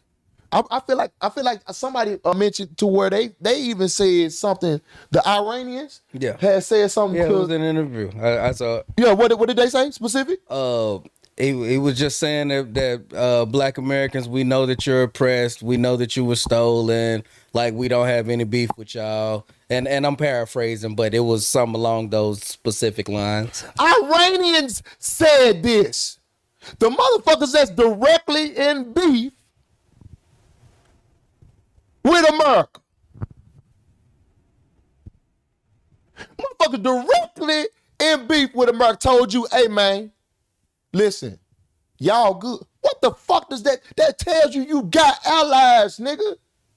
But y'all so scared to, niggas be scared to go out the country. Niggas be scared to travel. Niggas be like, oh man, America the greatest place ever. Man, what the fuck is wrong with you niggas, dog?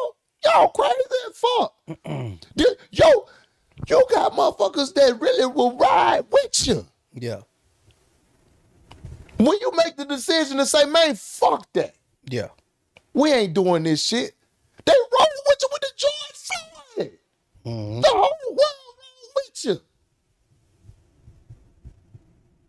Because they fuck with Black people. Yeah. Man, it's a lot of Chad, it's a lot of people, right, that are oppressed in many countries. Yeah.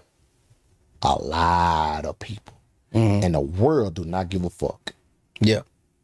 North Korea, that's y'all problem. They empathize with us, nigga. They empathize with our plight. And niggas be like, you still listen to the motherfuckers that's oppressing you. Yeah. They tell you don't go out the country. Oh, y'all need to travel right now. It ain't safe. Nigga, they doing everything they can to keep fearing you. Right. To stay away from other. The way they portray every other country. Yeah. I'm talking about literally every other country is dangerous. It's something gonna happen to you. So, you don't want to go here. I'm talking about America don't make no other country look like paradise. Yeah. They make America look like paradise. Stay in the cage. And this probably the most dangerous fucking country in the fucking world. Stay in your cage. It's one of, if not. And with this discussion, I think it's important to note that 83% of Black people voted against Trump. So that lets you know that majority of the people, if not 100% of the people that have signed up to work for ICE are doing it simply for a check. You know what I'm saying? Like, in large in part, voted against that nigga. Yeah. So we ain't aligned with that movement at all. So it's all about that survival thing that we're talking about. Yeah. Yeah. Yeah, we got to get past the survival. We got to get past the survival in some way, shape, form, or fashion so we can think thoroughly. Because you got to understand this. The decisions you make now with the finances that you have now aren't going to be the same decisions you make as a multimillionaire. Right. So you make desperate choices when you're in a desperate situation because your options are limited. Right. So you're just trying to get by. So we got to get in a better mental space for us to get in better alignment. The problem is once we get, this is the trap that they have us set in. Once we get into a financial stable position or highly financial stable position, we go and feed back into them. Just like I'm talking about, we do it when we poor and we do it when we rich. So you saying that's why the richer ones of us aren't building it. Right. Because essentially we see anything that's attached to white. That's right. Not just I would say right, but lack of a better word. Anything attached to white success. Success. Let's go with that. Yeah. Anything attached to white success. So motherfuckers be getting a job at the CEO. I'm doing good, nigga. I'm a CEO. Oh, the police officer. I'm doing good. I'm a police officer. Oh, the Army, Navy. Oh, nigga, my benefits, nigga. I'm getting a Camaro when I get out. Nigga, like all that shit. I'm a privileged Negro. I'm a privileged Negro. You have, and these are niggas that's going straight from poor. And then you got niggas that make it in a different way, and then they get to become multi-millionaires, and then they start moving with the white people. They start moving like white people. They start having this white mindset, and we start detaching from our others. Yeah.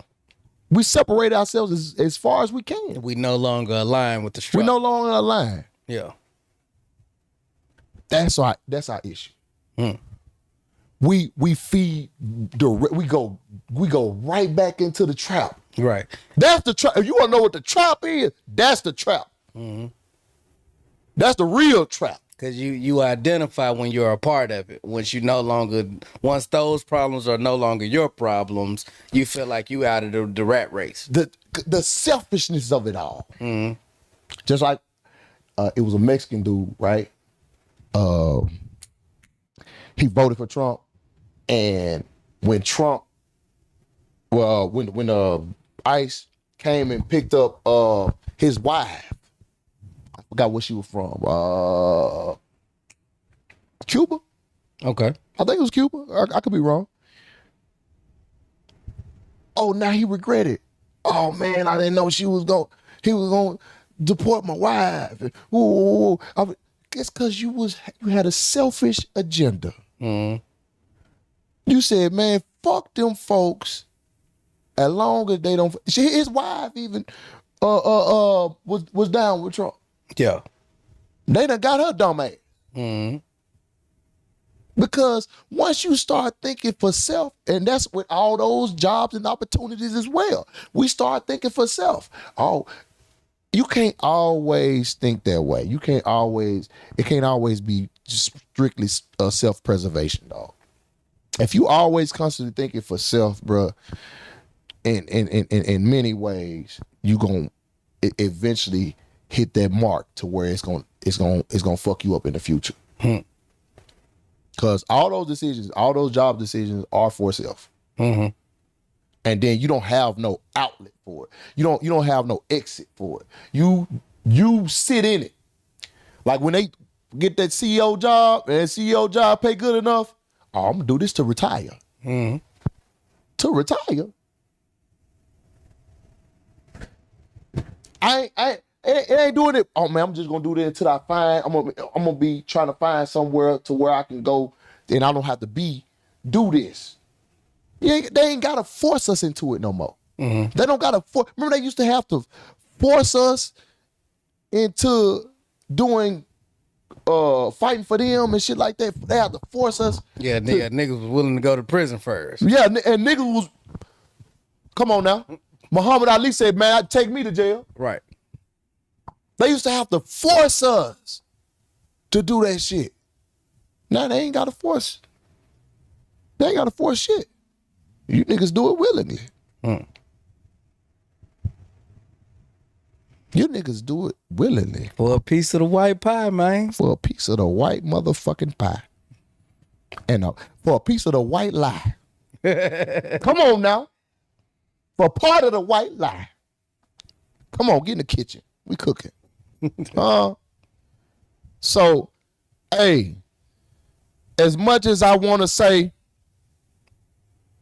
I can't fault you, baby. You know, go get your money. Man, it's options out here, dog. It's options out here. You don't want to do the work because you worried about. I don't know about options, but I understand what you're saying, but I don't know about no options. Man, let me tell you something, dog. Let me explain this to you. Because niggas say it ain't options, right? I'm going to give an example.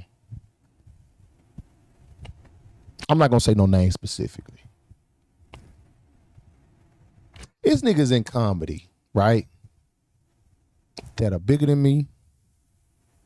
I would say better than me. I would say they are better than me in comedy. They've been doing comedy longer than me, right? And they're more really more popular than me, to be honest. Some are more popular than me, right? They got more content out than I do. And still haven't done the things that I've done. They haven't toured on their own. They haven't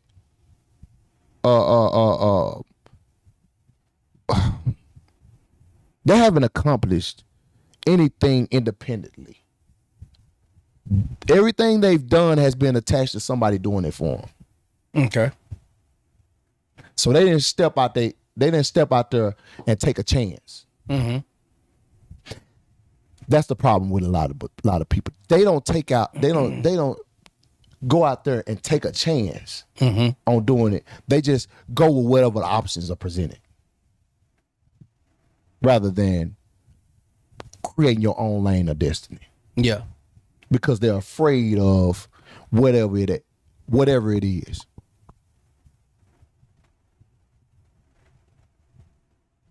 That's it, bro. It's just a mental decision, bro. Because you have more than I have. You have everything. You have the qualifications to do these things. You just choose not to. You have more. You're more skilled than what I do. You have a fan base. You probably don't have a fan base as big as mine, but more people know you, I would say. More people know you, or you. So technically, you do have a bigger fan base. My shit probably bigger.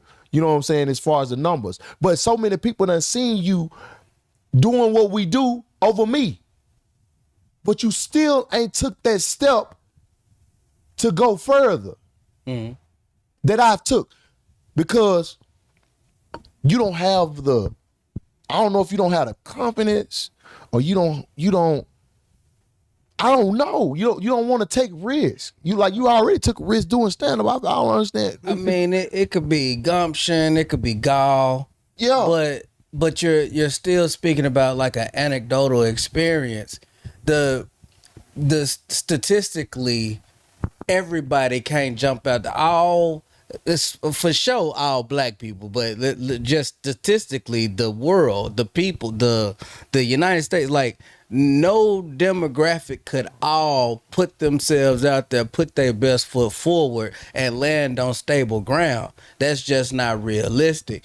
Now, us coming together to build something bigger and better, that's just a matter of where we are investing what we do find and figure out.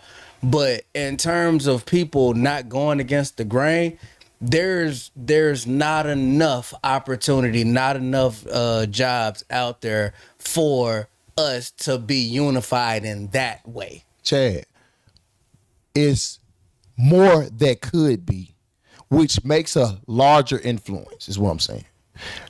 I'm not saying nothing could be, I don't think anything could be 100%, period. But the percentage we have is very small, and it very much so could be a larger percentage. Very much so could be double, I feel like, than what it is. And if that doubles, that puts us in a higher position to where even the motherfuckers that's not willing to take their step, they can follow behind the motherfucker that did take the step. You don't have to be a leader. You can be a follower of a better leader. They just have to, that leader just have to take that step. Like if I make it, Chad, right? Well, I ain't gonna say when I make it, right?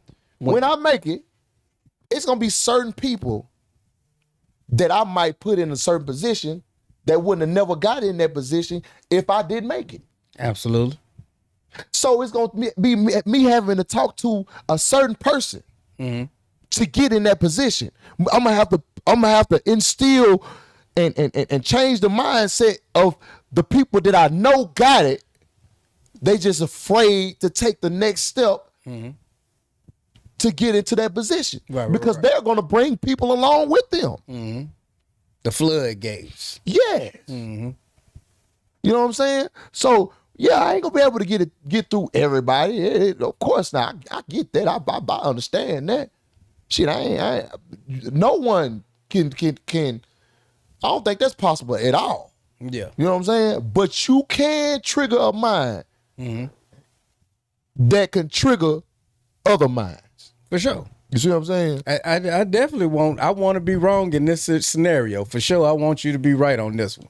God damn it, that would be a beautiful thing. And it's going to take the right maneuvers, the right what am I trying to say, for everybody to see it. Like not advertising, but like the right people we gotta figure out how to get it in the right people's face. You know what I'm saying? The movement has to be televised. But see, here's the thing though, Chad. Everybody has responsibility. We got a responsibility right now. Yeah, we might not, our shit might not be as big right now, right? However, the people that are watching, it's gonna be, we might trigger some people that's in the comments right now. Yeah. You know what I'm saying? Like some people are,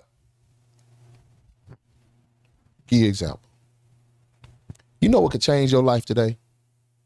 $1 million. I'm saying outside of that, outside of something. Yeah. You know, something that can change your life today. A specific book. Okay. You don't know what book that is. I don't know what book that is. But a specific book you read today at the right time could put you in a certain mindset to where you change the trajectory of your life. Absolutely. You have an epiphany. Yep. Because you gained some form of information that you needed. That missing key, that missing link. That's why a lot of people that are successful read books regularly, because me trying to find that specific book today and just it's highly likely not to happen that way. Yeah. But if I'm reading regularly, I'm liable to find something that can trigger. Yeah. If the information is in books and you constantly reading books, who's gonna get there? You're gonna eventually get there. Yeah. You're gonna eventually find what you're looking for. But the key word is to try and find. The key word is to search. Yeah. The key word is to get on them. You ain't gonna never win no race you wasn't a part of. Absolutely. Preach. So you got to get in. I got that book upstairs, Think and Grow Rich by Napoleon. I got that book upstairs, my nigga. Done read it. So you got to do it, man. What's FBA they keep typing? A Foundation of Black American. Okay. So yeah, I can't get beside it, man. I get it, but I don't get it. We go through too much, bro. We go through too much to accept that. We go through too much to accept. Oh, I got to do this for the bread. And I'm talking about directly affecting you, or directly affecting oppression. Some things, okay, yeah, you get a job with that. Maybe it trickles down the line that it, you know what I'm saying, that it affects something. But you talking about directly affecting, like you oppressing a motherfucker right then and now. We can't be a part of that. We can't be a part of that, dog. I got Rich Dad, Poor Dad upstairs too, by Robert Kiyosaki. Yes, absolutely. Done read that one. It still feels dismissive to me though. Like I said, I would love for you to be right on this subject, but having certain individuals in that position changes lives. So what? In oppressive organizations. You've never been to like the welfare office to get like food stamps or something, huh? You playing to get along, go along gang.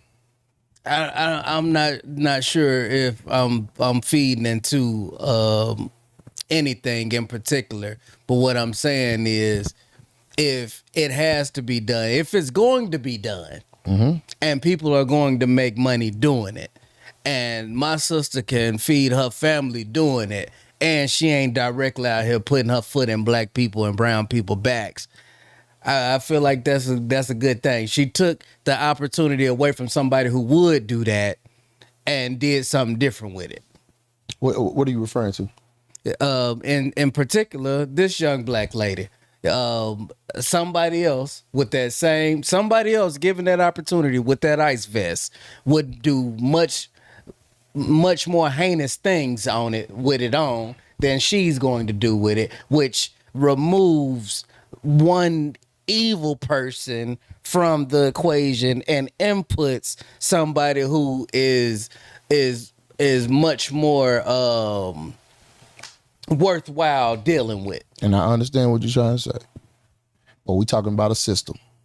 We're talking about a system that is created to keep the oppressed.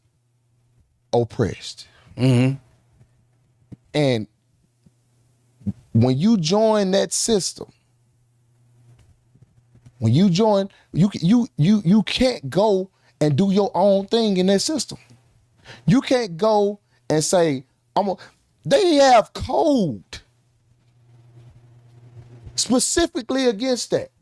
When this system was created, it's motherfuckers that went in with the intention to change the system and became the same people in the system. Because you have to be a certain type of person to remain in the system. And you're saying the adverse has never happened?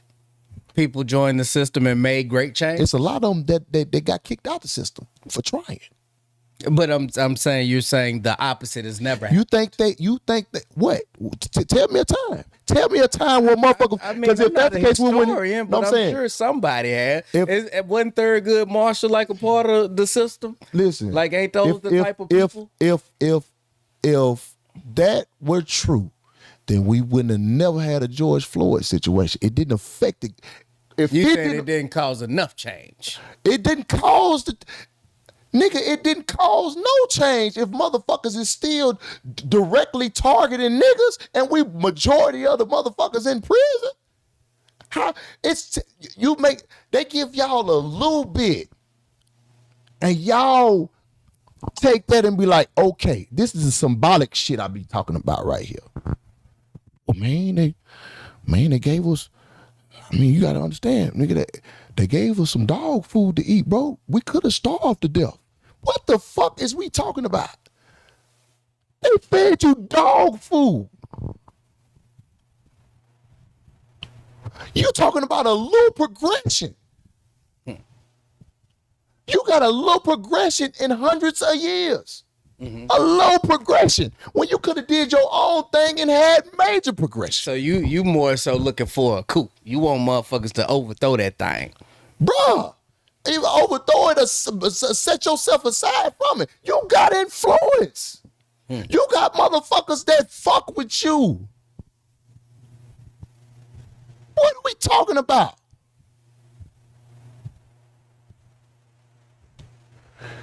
Even if she went to bullshit, you think them white boys gonna gun her down before they let her accomplish whatever she trying to accomplish? I think he's saying the opposite. Like, yeah, so who's to say she ain't just as bad as the white boys? Okay. I see what you said. Yeah. Know what I'm saying, bro? We done turned into... Do you not realize that a lot of black folks done turned into white folks? I don't think people understand this. Because once you keep putting yourself in and agreeing with this system, you become a part of that system, regardless if you want to or not. Because everybody ain't gonna see it the same. Your loved one, just because you feel like you'll be able to do that, your loved ones ain't gonna see it the same. They gonna see that you went over there and did it. They like, shit, nigga, shit, he became a... It's like the nigga with the badge in the family. Everybody still call him the popo. I mean, that nigga police officer, and you gotta understand that image means everything to them. They not looking at it, even if you come in there, motherfucker, I'm like, I'm gonna change this shit. No, they like, oh no, my cousin, a police officer, shit. And then they come in on a whole different mission. They're like, shit, nigga, I'm coming in to get the authority. Shit, I could, nigga, I could be a nigga of authority. Shit, goddamn, hey, I could do what I want. It ain't too many niggas coming in with that mindset, dog. Yeah. It ain't too many niggas coming in with that mindset. I imagine that's a very small percentage of motherfuckers coming in trying to change the system. Most motherfuckers coming in trying to get a check. Just like with the military. Ain't no nigga fighting for the country for real. How many black folks you know like, man, I'm trying to fight for this country. I'm trying to protect the country. Nigga, they coming for a Camaro. A Charger. Fuck is you talking? What is we really talking about? Right. It was never a time in history that I can recall where black folks was going out and fighting wars because they had love for the country. There was never a time. And if you in the military for sure, you following orders. Yeah. In the military, you can't go against the orders. You think the police ain't like that? You think the ICE ain't like that? Yeah, they may make it seem like, oh, no. We got individuals that do their own shit. You think them motherfuckers ain't under heavy scrutiny? Once you get to going against the grain a little bit. Trying to get rid of. Oh, this motherfucker doing, what they think? You gotta understand this AWOL. Nigga went AWOL. Well, you gotta understand these motherfuckers, it started as they started as slave catchers. You think the policy changed? We got to get real. We got to get real. All this shit, we trying to make it seem like, oh man, no, you gotta do. No, the fuck we don't. Niggas is selling out, bro. Can we keep it one? Niggas is selling out, bro. And we got to stop with he ain't have no choice. Nigga, we got choices. We got many choices out here. Niggas don't want to do what it takes with those choices. It could be some simple shit. Motherfucker tell you, man, you got to read 10 pages before you can get this job. But I ain't finna read no motherfucker 10 pages now. Y'all doing too much. Man, you gotta, if you want to drive trucks, you want to do a CDL, get your CDL, man, you got to go do the process, man. You got to go to Salt Lake City for about 2 months, man. Man, I ain't finna do all that, man. I just need me a goddamn a job right now. You don't want to do it. You ain't got no choice. It ain't like we ain't in no position to where ain't no choices. It's choices. Niggas just choosing the wrong shit. So motherfucker can miss me with that. Ain't no survival. The motherfucker made the choice to go to the other side. That was a conscious choice. Most folks that do that, they don't give a fuck about no politics. They don't give a fuck about the state of black people in America. They don't give a fuck about none of that. And once we stop caring about black people in general, we stop caring about your motherfucking self.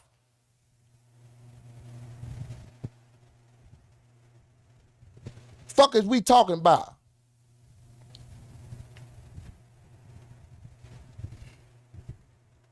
The fuck is you talking about? Man, you just come in just to come. Shut your dumb ass up. That's what I'm saying. Like, listen, bro, you don't have the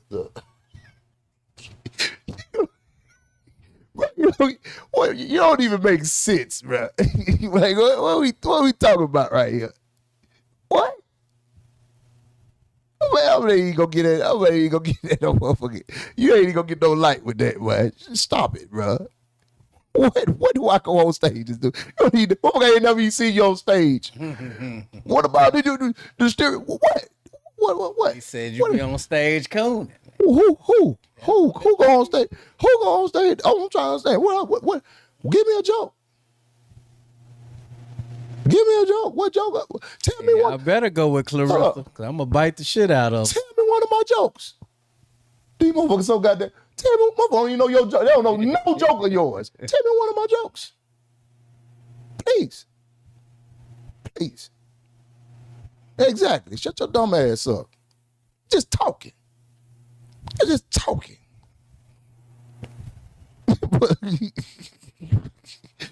Don't know a goddamn. I heard you say shit on stage. I don't think I ever even seen him in the comments before.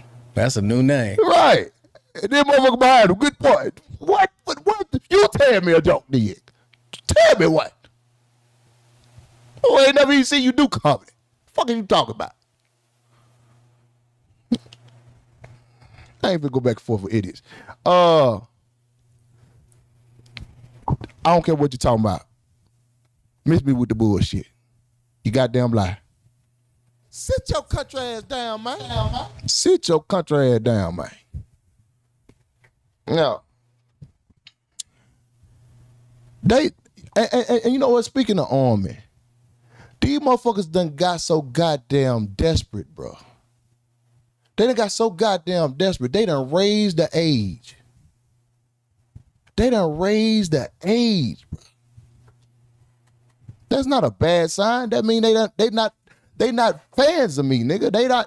These motherfuckers in here to troll me. These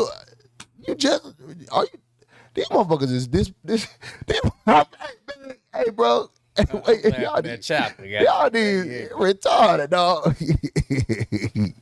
I don't think y'all got. Listen, man, y'all ain't got the mental capacity, man, to even have a normal conversation, bro. That shit. Oh my God. You said I think I must have that person. Keep them blocked, brother. Block them, revolution. Because what the fuck is you talking about? God damn. If you gonna say something, at least make sense. Shit. God damn. They joined the maximum age, I think was the Army, 42 now? I think it's the Army. They done raised the age. They like, that's how you know they up to some bullshit. That's how you know they up to some bullshit. You done raised the age? I'll be goddamn, y'all got me fucked up. I don't give a damn what age. You can raise that motherfucker to 60. You won't see Mark black ass. You ain't gonna get Mark black ass. Bitch, I hide till I'm 42. Say, man, I ain't able to do that shit, man. I'm holding the motherfucker down, man. Fuck y'all talking about? That made me feel like they finna set us up for some bullshit. Bro, they preparing us for some bullshit. It's a cold game, man. Why Our president's supposed to be Mainstream the one TBS, doing what it the do, boy? fight. Our president supposed to be the one doing the fight. When you got a problem, with Kim Jong, go on and tell him square up. What you calling us for? Listen. You got into it with him. We did. What you calling us for? Oh my mama, listen. Nigga, when you got into Y'all it with give Putin, you was supposed to take that big ass airplane we paid for. God damn it, what they call it, the President One or whatever that motherfucker called, Air Force One, whatever that the president plane. You supposed to ride down on him. Putin, what you said? Come outside. Nigga, y'all supposed to square up. What you calling us for? Listen, you go get into it with a nigga and call us. And this is what I'm talking about, bro. This is what I'm talking about. When we feed into that system, they include us in bullshit. Right. If we separated ourselves from that, then we wouldn't even have to worry about it. They could have at it, do whatever the fuck they need to do. They be like, listen, hey man, y'all go down there and tear their ass up. Don't fuck with the black Americans. Yeah. And you know what? Niggas will be all right with that. Right. Niggas will be all right. But we so tied into the system and tied in with everything that they do, we can't do shit. Cause man, listen, I'm my mama, we should have it to the point where we say, man, listen, if you gonna make these crazy ass decisions, you gotta stand behind. Bruh, GPS, no? Shit. You gotta stand behind. We supposed to be sitting on our couch like, damn, who Trump into it with this week? I guarantee, and fight to the death. Right. Fight to the We gotta be like some gladiator shit, dog. Fight to the death. Hey, shit. Man, what we talking? And we don't jump in unless they start jumping them. Goddamn it! No, ain't no jump. I'm talking about he take a couple of them what they call the niggas who stand around him. Not the military special. What's the niggas who protect the president?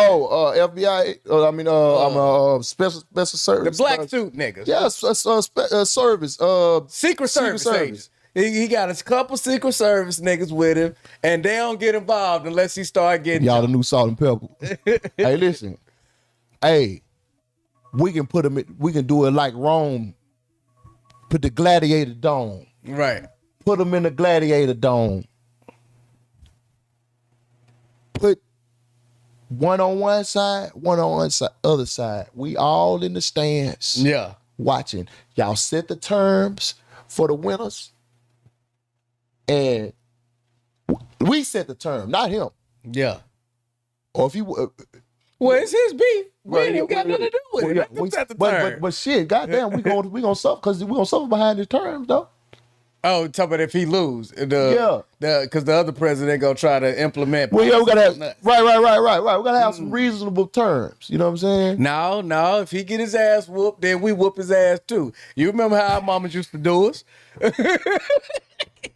And if you let him whoop you, you gotta fight me next. God damn it, he got to fight the whole country if he lose. God damn it. Yeah, put their ass in the Coliseum. I'm telling you, man. Hey, bro, if we could have more power than we got, bro. But we give our power away constantly, and that was my whole point of it, bro. We constantly giving our power away. You know what I'm saying? TSA workers ain't getting paid. Motherfucking with the same thing with the black ice shit I'm talking about. He done hired black and brown people with ICE and to send them to the airport to help TSA. Instead of just paying them folk. Yeah, instead of just paying them folk. And these motherfuckers arresting folks. And you know it's all about them. They know black and brown people are already receiving, and I hate having to include brown people. Fuck that. They know black people used to receive and hate. Mm-hmm. And so they happy to send us into the fire. Right. They happy to send us into the fray. They hate y'all all fucking ready. Right. You know what I'm saying? They already sick of you already. So I'ma also put this ice jacket on you too, so people can be yelling at you, cussing at you, right, spitting at you and all that old fuck shit. Because here's the thing. if I get into it with a country, right, and I got and I know that they gonna try to use that to their advantage, like, oh, they have similarities. They brown, and you know the black and brown coalition or whatever. I have to keep these niggas oppressed by including them and feeding them breadcrumbs, and to make them feel like they're a part of my system. Mm-hmm.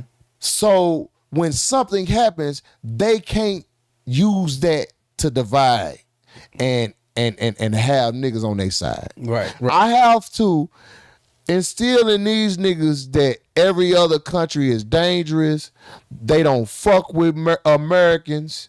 Really, it's white Americans they don't fuck with. But I'm including you in it because I got you included in my system. So I'm creating these enemies for you. Right. When you ain't even got nothing to do with this. Yeah. So essentially, eventually, they might just be like, man, you know what, man?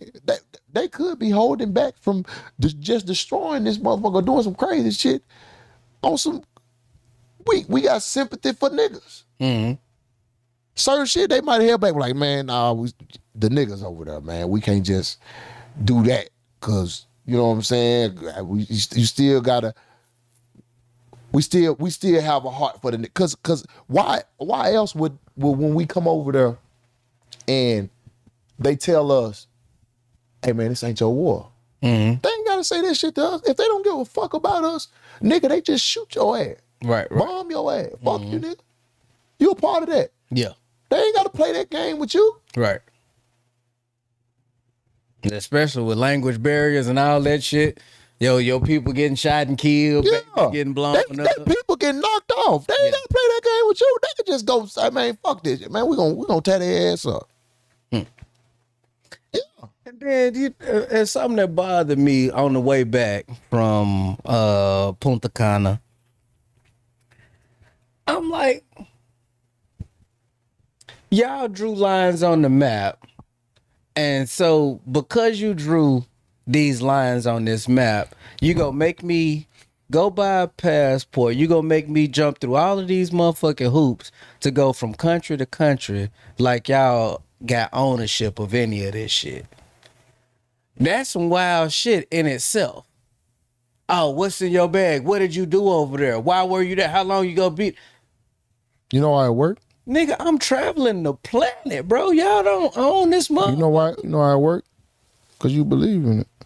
Hey, bruh. You accepted it. We feed into this shit. Just like when you always asking for money, you feed into that too. When I'm always asking for money. Yeah, you always talk about $1 million. You feed into that too. Yeah. You fed into it. Yeah, I mean, shit. You fed into it. They created an illusion. They created an illusion. We fed into it. We accepted it. And that's what we're dealing with. Mm-hmm. Now, your purpose, you don't even care about anything outside getting some money. You don't even have a passion for nothing outside of it. Yeah. You like, man, my passion is getting money. You don't have no love for it. Your passion is an illusion. Mm. Your passion is you don't even have nothing that correlates with you, like that really makes you like smile. If they dismantle the system, goddamn it, who would I be? Right. You don't even know who you are. Yeah. I'd be a fucking motherfucker. The pursuit of money is literally feeding the beast. Exactly. I'd be a fucking. And that's why with my career, yeah, of course you want to get paid because you want to continue to, you know, but what makes me happy is actually doing that. And the fact that I get paid for that is amazing. The fact that I can survive off of that and thrive off of that is amazing. But the actual thing that I'm doing makes me happy. So that's why my wish that when a motherfucker talking about what would you wish for, it's not always directed to money. I don't even want. That ain't even nothing that I would say. Like, man, what you wish for if you had one wish? Motherfucker be like, $1 billion. No, that's not even nothing. I wouldn't even, that wouldn't even be my first thought. That wouldn't be my first thought. Believe it or not. Because I'm not moved specifically by that. Yes, I know we need that for survival in the world that we've built. But there are other things that make me more happy. And it can get me that. But I'm passionate about that. I love that. But nigga, once you get to a point where you're driven by nothing but money, you become a different person, bro. And I don't want to be that type of person. You become a cutthroat person. You become a nigga that well, boy, that type of person is what? I don't want to be that. And I'm grateful that I have something that I can hold on to that keeps me grounded as a person, as an individual. You know what I'm saying? That where I can keep my individuality, I can keep my genuineness, my organic. I can be myself because I'm not changing for a dollar or a dollar amount. I'm not, oh, would you do this? Right. Money should not be your only motivation. Exactly. Mark, we know you passionate. Yeah, I have a passion for a lot of things, bro. And I'm grateful to be that type of person. You become evil, bro. It brings out the worst of you when money is your motivation. You'll stomp on necks for it. I'm passionate about things that I don't have to do that for. I'm passionate about shit that like it ain't gotta it don't take that. That's what make me happy. What is but yeah, the far as the TSA workers, huh? Oh, he wrapped the TSA into it too. Yeah, I wrapped it all together. Yeah. As far as the TSA worker, man, that army shit is trash, bro. I like motherfuckers is they steady pimping us. We steady falling into it. I'm sick of it, bro. I'm sick of us falling into everything. Like we can't just can't be the get along, go along game, bro. I'm telling y'all, we've been doing this shit for centuries, bro, and we've been doing the same shit, bro. We can't just keep accepting everything that they give us, bro. Sometimes you gotta hunt for your own food. And that's metaphorically. You can't always accept food that a motherfucker giving you, especially when you know it's poisonous. Sometimes you gotta go out and hunt for your own food. Now,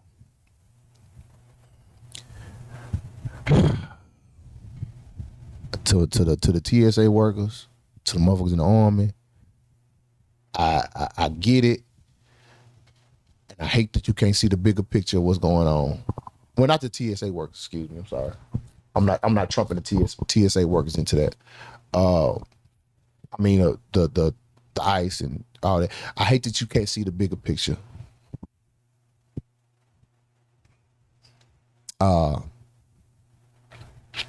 Maybe I don't know. I can't get down with it, man. I can't get down with it. Well, no matter how people try to spin it, and every time somebody try to explain it, it's always in a selfish. It's always a selfish narrative. Anytime anybody explains why someone is doing this particular thing or these particular jobs or whatever, it's always a selfish narrative attached to it. And constantly being selfish about things that's directly affecting your people is hindering your people from moving forward. And people need to understand it. So I can't take no to get that excuses. message out. I can't take no excuses. Sit your country ass down, man. Got me fucked up. OnlyFans owner Leonid Radvinsky died.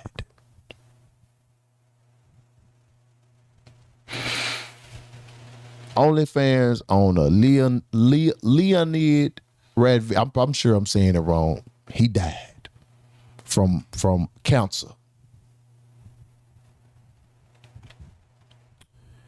Yeah.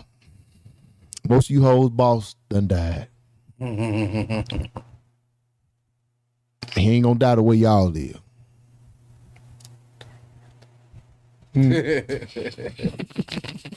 I thought they were gonna say, hey, got killed him or something. Wish your death on that man. I ain't wish death on him. I thought the dead already happened. I thought they were gonna say some shit like shit. Yeah, he died. Goddamn, he ain't caught that pack or some shit like that. 43 years old, nigga. Damn, that's it. Is that show? I don't know, man. Because I feel like this. I feel like a lot of people be saying counsel and because they don't want to say what it really is. That boy. But I don't think he OnlyFans was sexually driven when he started it. You don't think well? No, I think that became like. No, he turned it sexually driven. And he was a part of it. Bought it. Oh, okay, gotcha. He was a part of the change. Yeah. So yeah. That's fucked. I mean, yeah, that's fucked. That's fucked up, I guess. You know. Yo. Boy, it was worth 4.7 billion. 4.7 billion. He ate good. He ate good off that industry. R.I.P. I guess. Yo. He's. Can we blame him for a lot of the hoes? He made comfortable being hoes. Mm-hmm. Like he created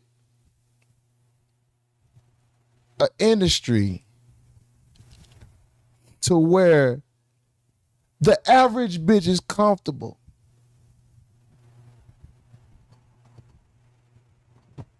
Being a porn star. It's bitches that didn't have he influenced. Mm-hmm. That bitches that probably would have never had the idea of basically being a porn star. Doing porn. He had motherfuckers that came from 17 years old aspiring to be an OnlyFans that probably wouldn't have been influenced by that had it not been normalized. Mm-hmm. So should he be praised? Or is he a detriment to society? How do you perceive that? Because I don't know. It's just a hard. It's extremely simple. He allowed people to show you who they were and who they are. I can't take that. Absolutely. No, sir. Let me tell you something about influence. Telling me if a motherfucker drop, because you already said you're not influenced by money. Okay, do you feel the same way about like if someone is a child? Yeah, I like if there was a child and that the child grow up influenced by something, OnlyFans culture. Yeah, and they go straight right into. Well, the difference here is that majority of these people got to see a pre-OnlyFans world. So if a child grows up in a household where like they think OnlyFans is the family business, well, sure, they're heavily influenced. No. Not with the. No, they're seeing people become successful on OnlyFans. It's girls that were underage. Mm-hmm. That seen that people will, because let me tell you something, people are going to be attached to things that, just like you said, we're talking about money. Mm-hmm. People will lose their moral compass behind money in some ways. Do you feel the same about TikTok and Instagram? What do you mean? Because a lot of people become content creators because they see the success of other content creators. The whole plight on TikTok right now is but we're talking about tips and tricks. Yes, but why are we comparing that to sex work? Well, we're talking about influence. We're talking about people losing their ability for independent thinking.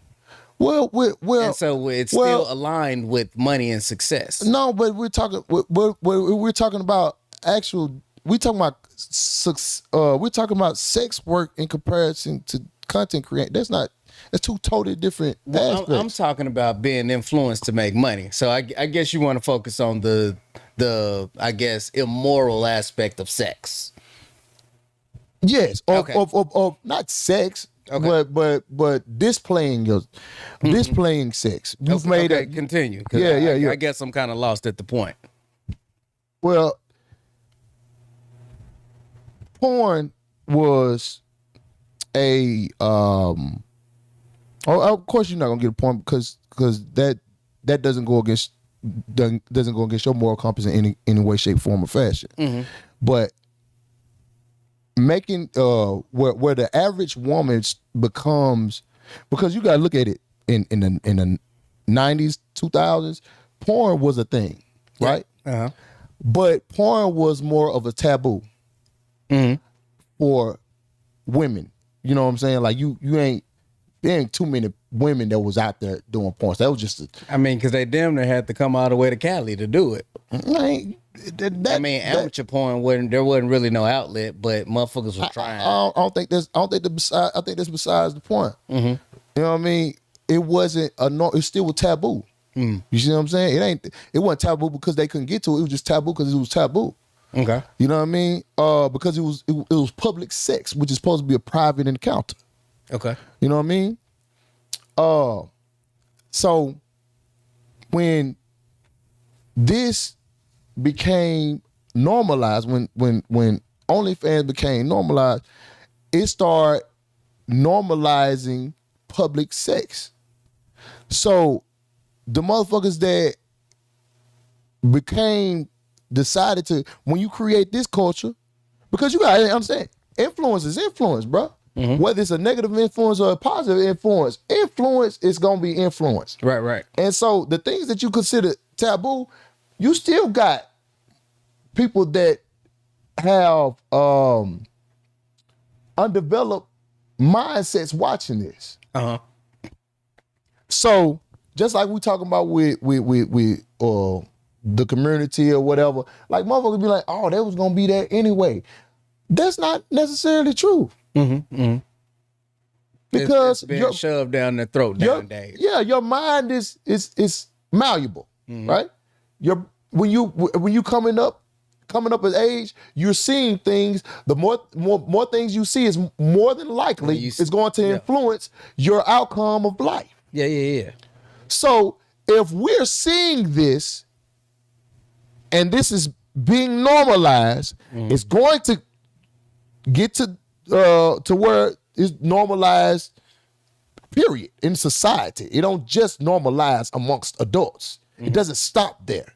That's why a lot of children was waiting to become 18 so that they could do OnlyFans because it affects children. So exactly,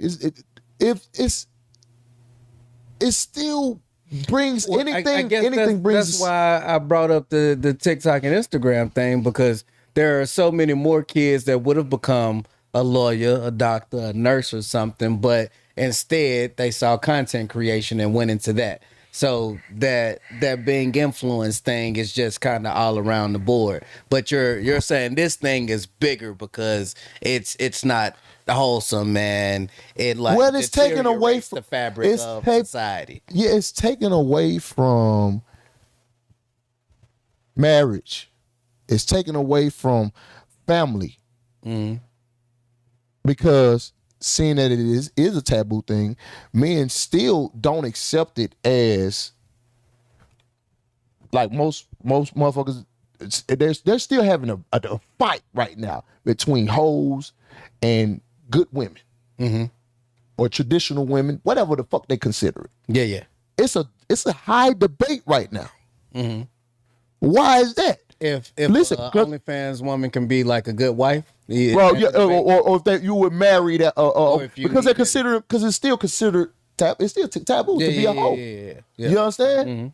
So if it's taboo to be a whore, right? And you go.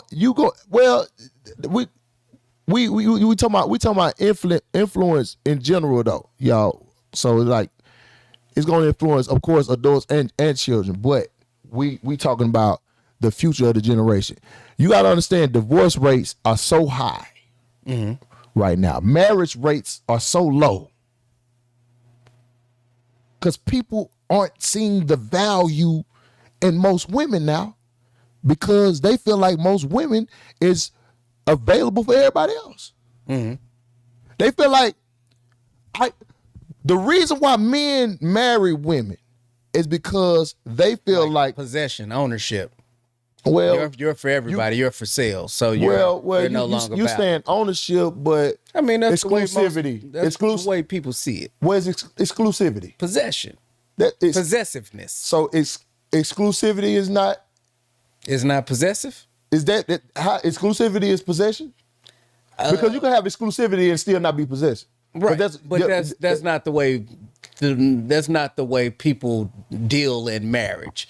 When you're in a marriage, most men treat you like a possession. You are owned by me. Well, this is my thing. Don't touch it. That's not I don't believe it's a most men thing. I believe it's I like this lady because women too. Most women too. I would say I would say most men keep that woman as it's because when you say possession, it's a force. But if I know that my woman is exclusive to me, I don't have to. That's not a possessive thing. It's I know she respects me enough to respect the vow of the boundaries. It's not I don't believe that's a possessive. You know what I'm saying? Because the way you trying to spin it is baby like, oh bitch, you can't do nothing because you might. You know what I'm saying? But exclusivity, some people just respect that. It's just a thing. It's just a boundary. It's a covenant that you have, and you respect the covenant. That's not. Okay. You know? So most people aren't willing to go down that path anymore because women are available for everybody. They're available publicly. And so now men are like, no, I'm no longer interested in the entity of marriage. Right, because for that reason. So it's not necessarily a benefit to them. You know what I'm saying? Because other people have access. Yes. Right. Because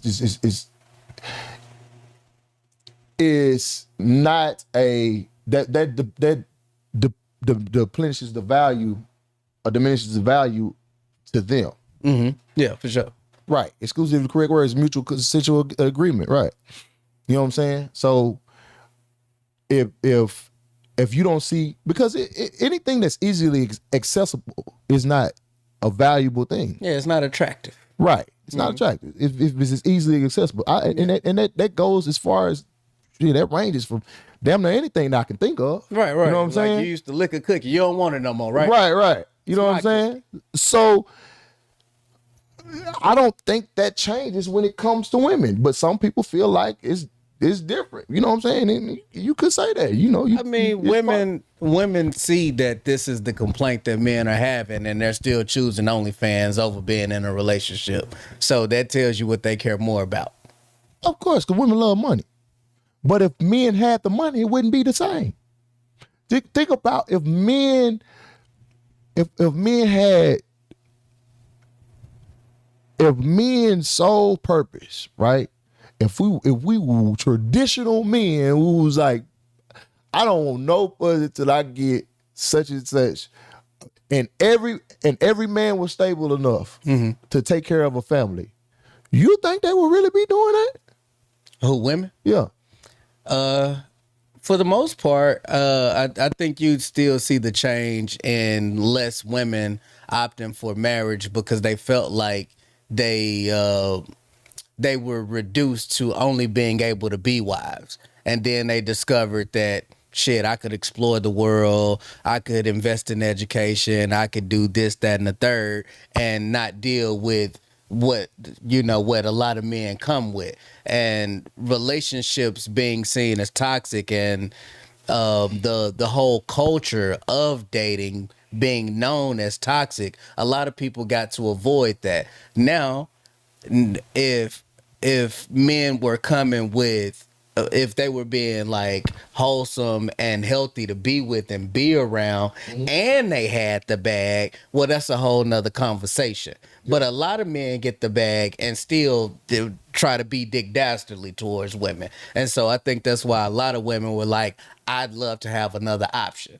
And so OnlyFans was that option for a lot of older women. The younger ones, they ain't thought about relationships at all. They ain't thought about the ramifications at all. But women that's 40 plus, they was like, shit, I ain't got to deal with no possessive ass, controlling ass nigga, and I can still have a bag. I'm uneducated, and I can still make the same type of money as a bitch that's a doctor. Sign me up. So I think that's why it went that way for a lot of women. But this younger generation of women, no, they ain't gave nothing else a chance. They like, money, sign me up. They ain't thought about how men go look at them. They ain't worried about how it's gonna affect them later. Mm-hmm. Well, ideally, most women want a family. Ideally. Yeah, that's what I'm saying about the younger generation. They ain't thinking about these things. Right. They just acting. Right. So, and that's why I feel like if men was financially stable, you know what I'm saying? Most men were financially stable, they would choose that route. And if, you know what I'm saying, because most of the time, if a man is financially stable and he got his shit together, more than likely he gon' and he wants a family as well, it's gonna be a great relationship. You know what I'm saying? He know that this woman is exclusive for him and shit, like, and this is not the generation that we have now. It's gonna be like a traditional relationship, like grandpa now. Yeah, but most people ain't healthy though. I'm sure you know this. Like, you done dated a lot. You done met a lot of motherfuckers. You done met a lot of niggas. Most motherfuckers ain't healthy. That's discernment. You know what I'm saying? You gotta What move I'm saying, when we talk about most, like, most people being good is a crazy thing. Like, that's I wouldn't bet on it. I wouldn't bet on most people being good. But I tell you this though, just like that influence with the sex worker, if family was if motherfuckers family reunions and great marriages was like trending right now, that's what society will be aiming towards. That's a good sentiment for sure. That's what society will be aiming towards. We can go into detail whole lot of shit, but we got to wrap this shit up, man. Yeah, we just gonna wrap it. I ain't gonna do phone calls. Cause that's a whole nother conversation I was finna dig into. I ain't gonna do that. Y'all listen, man. I appreciate everybody coming through and rocking with us, man. You know, y'all know these conversations, they get, you know, we get to digging in the shit, man, and they'll get to lasting a little long. So we a little, you know what I'm saying, behind time. So I apologize, y'all. We got to cut this conversation up. You know, it was a good conversation though, but I want y'all to also, don't forget, the special is coming out Tuesday. Tap in. Country Boy in the City is coming out Tuesday. Either Friday or Saturday. If you got $10 and up on my membership, you'll be able to see it before everybody. If you got $10 and up on the membership, you'll be able to see it Saturday or Friday. He said, be on your funny next week, my G. Let me tell you something. Let me tell you what people appreciate when they come over here. They appreciate information. They appreciate knowledge. And they also appreciate fun.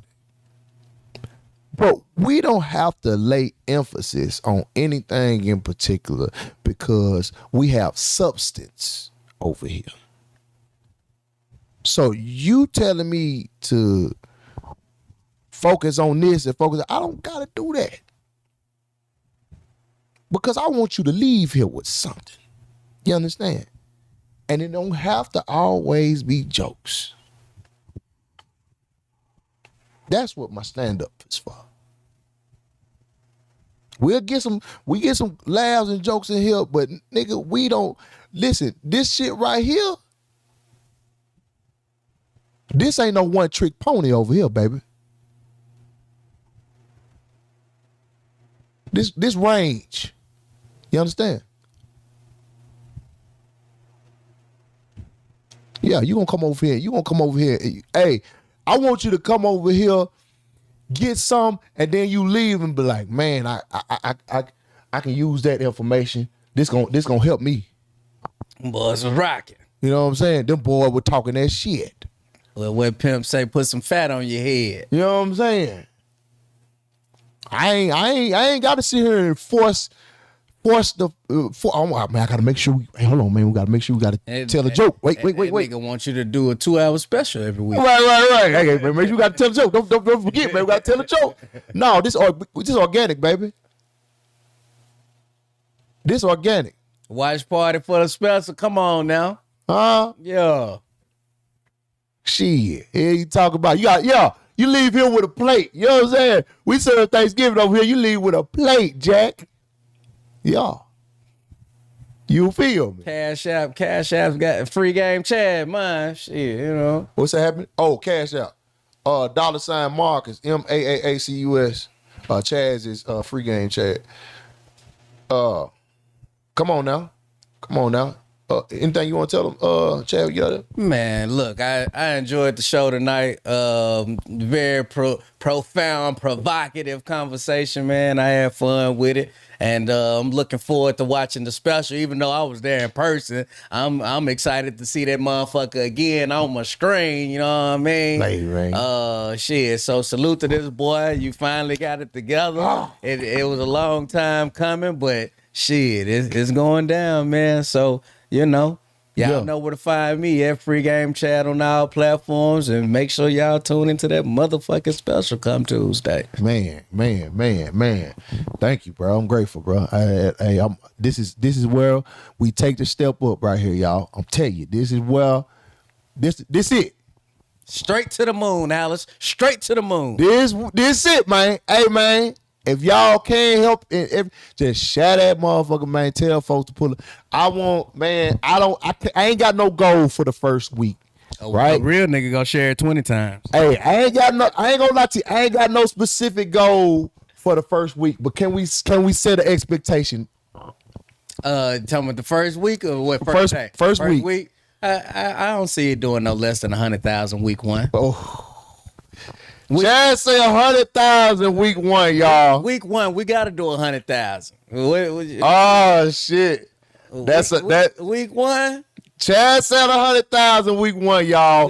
So from Tuesday to Tuesday, Chad said we ought to hit 100,000, man. Absolutely, man. Can y'all help us get there? Yeah, that's all I ask, man. I mean, you got a real following. You know what I'm saying? Real supporters. You know, so yeah. Like I feel like if just the common people that tune in to the live, yeah, that's 300 folks. They each share 5 times. What's that? That's got to get you close. Right. Shit, you know what I'm saying? So yeah, 100,000. Come on now, 100,000. Chad said 100,000, y'all. So that's the goal for the first week, y'all. We gonna say this together. You hear me? Hey, we saying this together, man. Hey, we gonna see, man. Y'all got me more nervous, boy. 100,000, baby. And run to the moon. But I think I feel like we can do it. I'm gonna be dropping clips as well on each platform. So when it drop, I'm gonna drop a clip immediately of one of the bits, you know what I'm saying? And then every other day I'm gonna drop a clip just to keep people in tune. I'm gonna do videos, keep people up to date on what's going on, where we at. Hey y'all, shoot. Push that motherfucker. You know what I'm saying? Yeah. Hey y'all, we at this.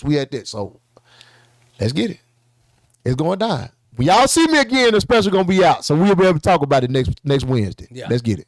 Let's get it. Let's get it. I'm hyped. I'm excited. Let's get it, y'all. Like I say, $10 and up, you'll be able to see it. I'm either dropping Friday or Saturday, and I'll just go ahead and push it out for the $10 and up memberships. So you already watched. You'll be able to watch it in advance. You know what I'm saying? Yeah, that's it. That's it. That's all. Let's go. Pressure on my chest. I ain't gonna lie to y'all. My heart palpitating, nigga. Pressure on my chest. I ain't gonna lie to y'all. That shit, cause nigga, I'm putting my heart out, nigga, for the world to see. It ain't just 5-10 minutes of a clip. It's a whole hour. So, bruh, my heart palpitating, nigga. But I believe in it. I believe we're gonna do it. And I appreciate y'all. I thank y'all. Yeah, it's all love, man. Mainstream. Country folk in the city. Country folk in the city. Yeah. See y'all Wednesday. And Tuesday. Shit, fuck it. I see y'all Tuesday too. We going. It's time. All right. Love, baby.